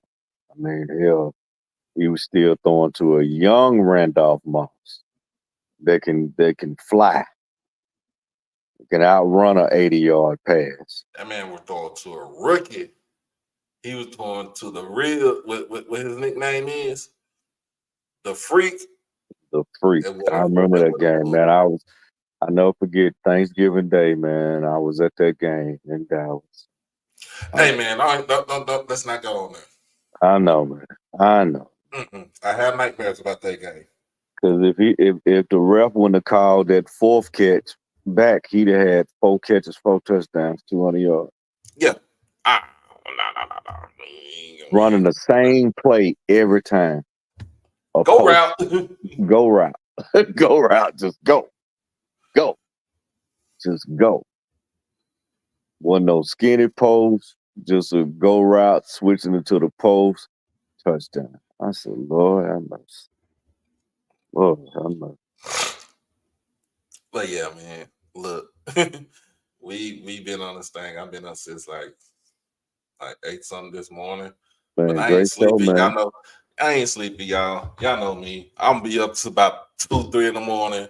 Probably watching Crip made his way up in the building. He said Valley by 3 already. All by 3. Well, I mean, Hey, but I'm gonna be honest with you. The other day, Crip made some. He made some valid points. I was on the show with Ken Rashad. He made some valid points. He was I, like, "You can't win the game if you got 10 plus penalties and 3 plus turnovers. You can't win the game. you Cannot. can't beat nobody. You can't beat Can't beat nobody like nobody. that. I mean, Can't it beat your what it is. mama if you had that Yeah, right there. that's JSU. That's JSU. When basically a team scores 14 on you, and then you come back and score, and then all of a sudden you start playing against yourself. You start playing in the blue and white game Mm. in one game. So you ain't gonna beat nobody like that. Just gotta And clean it up, man. and shout out to Dr. Cavill's nephew, Kobe Cavill, for Prairie View. He called a 72-yard touchdown bomb Oh, he against called a Southern bomb. last week. So did he called a bomb. And It was he right in. It was fast right in with it. stride too. But Biden said not so fast. Not so fast. Don't get me wrong. Noah can throw that thing. He can throw it. He can throw it. He can throw it. No doubt about it. He can throw it. He can throw it. But I just think, like I said, the guy that's the future for him is T-Set. It He's the is. future.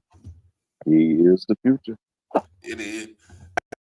Hey, bro, that boy can run. Like, for real. I can Kobe see Cavill got jets. that he got some jets, but the only thing is tomorrow he got to play jump man, jump man, jump man, jump man, jump man, jump man. Woo! He got Yeah. to play them. He got to play them jumping jack DBs tomorrow, buddy. They finna be jumping some routes tomorrow. Yep. So, man, look, we talked a lot. We talked about the McCains. We talked about we just talked about everything, man. That's right. No hating or nothing like that. But again, Uh-uh. like for everybody that's in the chat on Twitter, make sure you make your way over to YouTube, hit that subscribe button, And also follow me on all social media platforms. That's Twitter, Instagram, Facebook, TikTok, and if I'm ever on there, Snapchat. Follow me on all of that. But like I said, the donation bank is open. You can do PayPal, Cash App, or Zelle. More like most of this is going to be for tomorrow, birthday day, and um, the run to get us, get your boy down to Jackson for Jackson versus And Vanderbilt. you, So like I said, tomorrow I get 2 turkey legs, one for the left and one for the right. oh yeah, oh yeah, oh yeah. So yeah, man, we try to get it going. But I thank everybody for joining me this late. We had a good crowd over here. A little bit over 115 people was on watching this thing from both sides. Y'all keep going, keep moving, and keep grooving it. We're trying to get up to 2,500 subscribers. Make sure that you like the stream, comment, share, most of all, subscribe to the channel. But the main thing is to share it with your people. Make sure if you want to see real good commentary as far as when it comes to football and any other sport, or just talk about anything that has an effect or that affects our institutions, tune in right here. But every Friday night, you're going to tune in with your boy Doc and Unc, as always.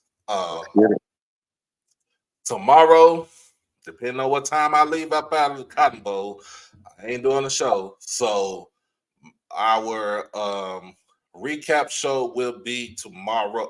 Will be Sunday night. So Sunday night, that's gonna coincide with HBCU Nightly, but I don't care. Everybody could watch both. Exactly. I ain't worried about what other folks got going on.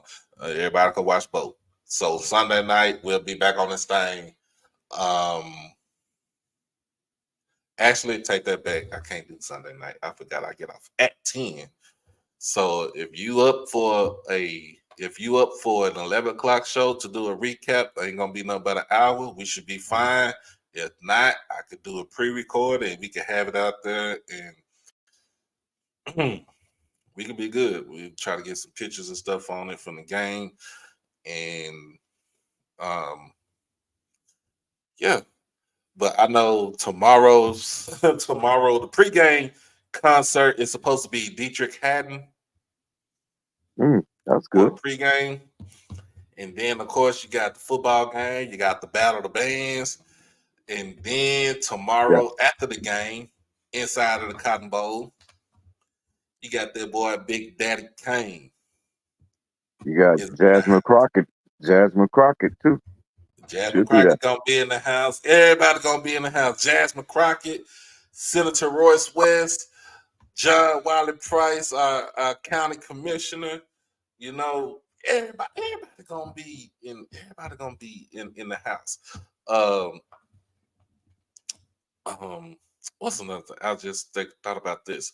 Oh, so back in the day when I was growing up here in Dallas, I used to listen to K104 in the morning. Skip Murphy and the Morning Crew, where it was Skip Murphy, Sam Putney, Nanette Lee, Chris Arnold was in there. And dang it, I forgot.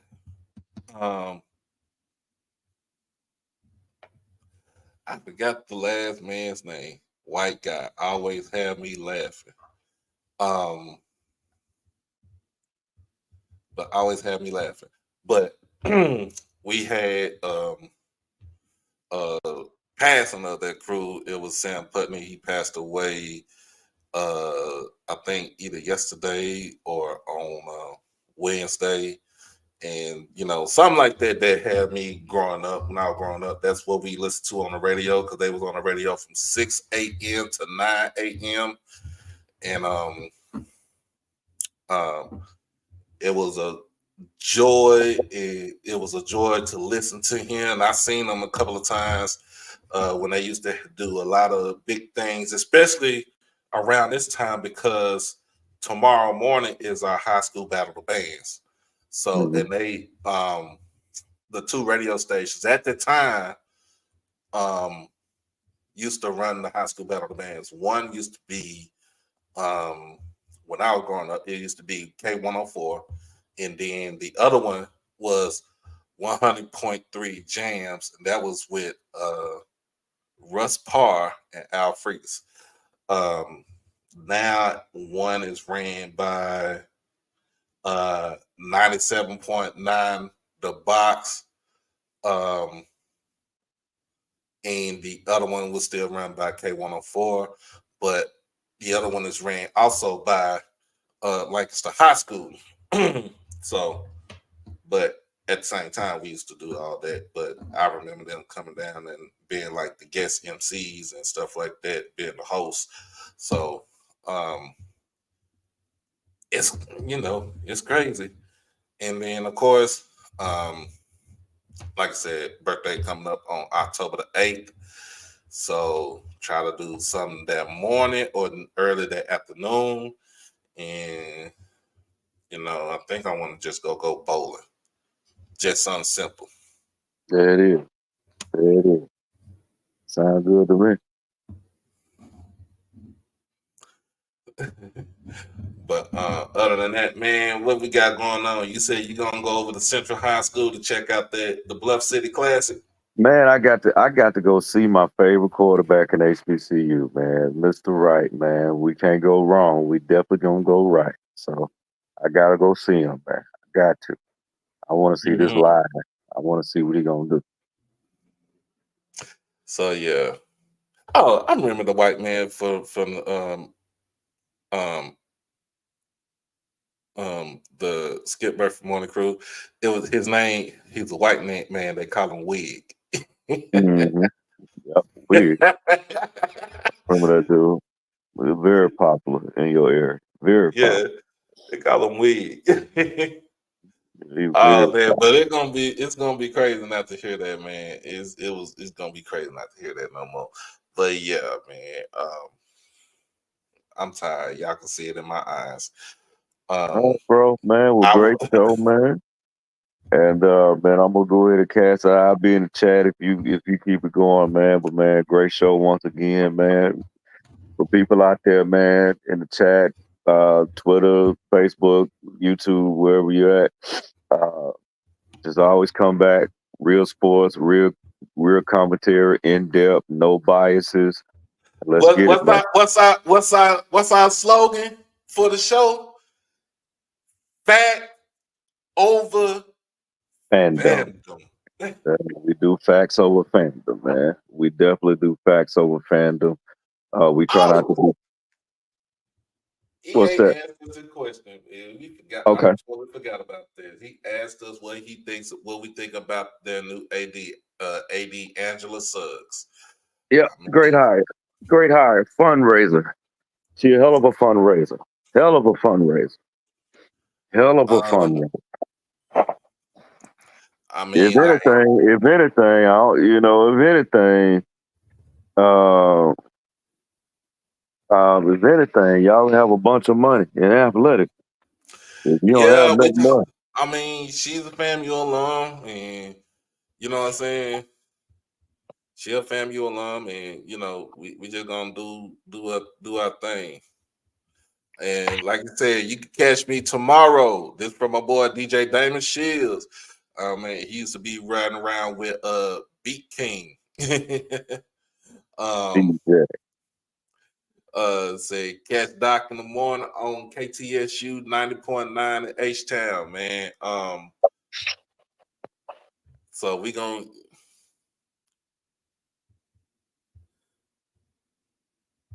you said Yeah. Nene Leaks. Yeah. Lord.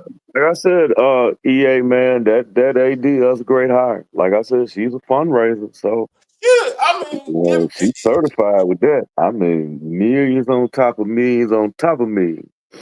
And and I'm gonna be honest with you, man. Like, yeah, it didn't go the way that it wanted with eight, with 80 sites. But hey, man, she bounced back. Shit, she working for the University of Maryland. yeah, she landed on her feet. So she good. I'm sorry to say that. That woman's still fine to me. I don't care what anybody say. That woman's still fine to me. But she Yeah, bounced back, and she had University of Maryland. I gave it, congratulated her and everything. So, um,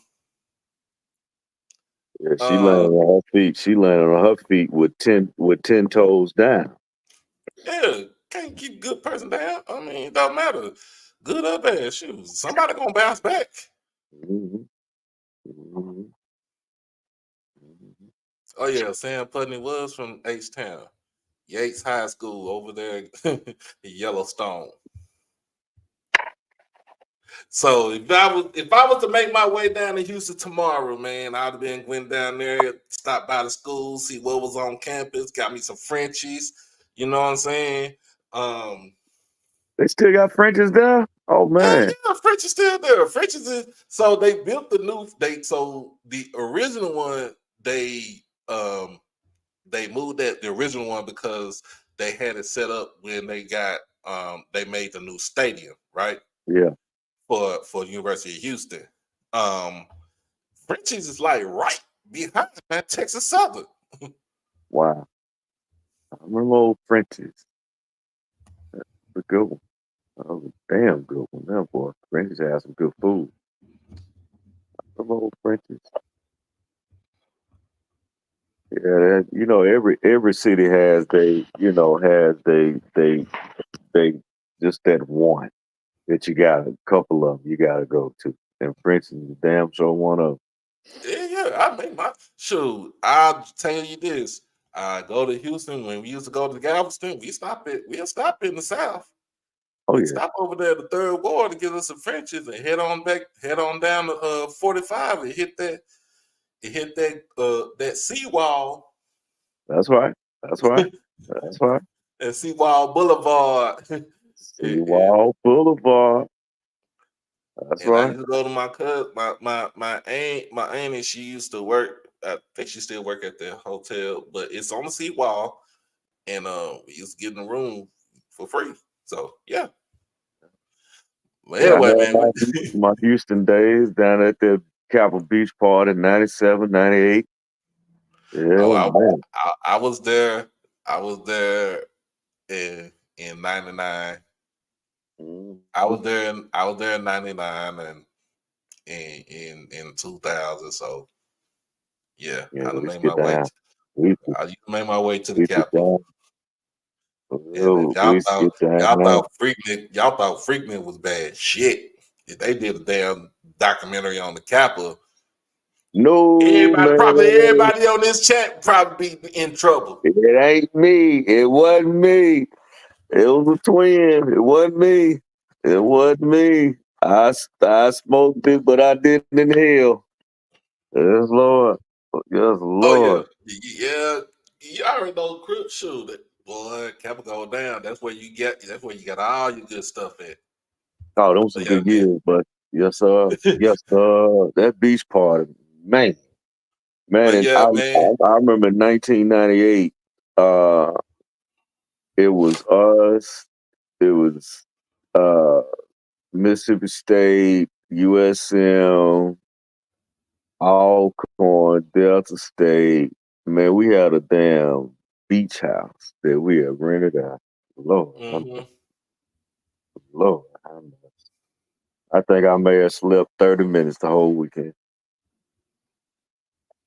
The whole weekend. Probably about 30 minutes. 30 minutes. I mean, and that was one time because we was in traffic. And other than that, we was up. We was up, man. Boy, there was some memories there. Good God, man. That's Shouts out to the Capitol Beach Bar. It's all right. But man, I'm gonna go ahead and Hey, get off, man. Good show, bro, man. And like I said, just let me know what needs happening, man. Go Tigers, go SWAC, go MEAC, go SEAC or SIAC. Let's get it, man. We'll see y'all soon. go all HBCUs. No You doubt. know what I'm saying? But we'll holler at you later, man. Let me go ahead and get ready for the State Fair classes tomorrow, or what my esteemed colleague, Mr. Ken Rashad, calls it, the Ghetto Fest. uh, but man, y'all, I appreciate everybody for joining me today, tonight, this late on both Twitter and YouTube. Like I said, like, comment, share, but most of all, subscribe to the YouTube channel. Um, Also follow on all social media platforms, mainly on Twitter and um, mainly on Twitter, Facebook, and on Instagram. Uh, and if you can, TikTok. I ain't worried about Snapchat because I'm gonna get rid of it. But other than that, check out the HBCU Overdrive store on the YouTube channel. Get your hoodies ready because y'all know the temperature about to drop. Just like my knees about to drop. Just like my stomach about to drop tomorrow. But other than that, man, I appreciate everybody. Y'all be blessed. Y'all stay safe. Hug loved ones. And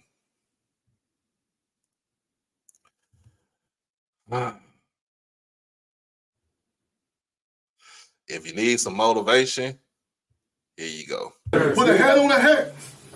Put a hat on a hat. For 4 quarters. Hit, stick, and don't quit. For 4 quarters. For 4 quarters. That's all I want. I'm hurting. I know all y'all hurting. But right now, I told y'all 2 days ago, this is a business trip. We gotta take care of business. We gotta take care of business right now. Then when we take care of business, we're gonna let it all out, and we're gonna be happy for David right now, because he's somewhere right now that we all wanna be right now. You see what I'm saying? He here right now. He here right now. But I know one thing that he would want to do if he was here is just straight ball right now. Oh, yeah. That's all he would want to do right now. That's all he want to do right now. Myron Williams Hall. Get me out of here. Get me out of here. Always get him. Always get him. That ain't good. Let's go. Let's go. Let's go. Always get him. Always get him. The best I have. The best I have. If I get tired. If I get tired. Sit down. Sit down. Sit down. Sit down. Sit down. Sit down. Sit down. Sit down. Rest the world. Rest the world. Rest the world. Rest the world. Rest the world. Rest the world. Rest the world. Get up. Get up. Get up. Get up. Get up. Get up. Fight some more. Fight some more. Fight some more. Fight some more. Fight some more. Fight some more. Never give up. Never give up. Never give up. Never give up. Y'all just heard all the heaven. You better bring hell. You better bring hell. You better bring hell. And that's for all the teams out there that's playing tomorrow. Y'all better bring hell, because you ain't heard all the heaven. But as always, HBCU tonight. Doc Holiday. Peace.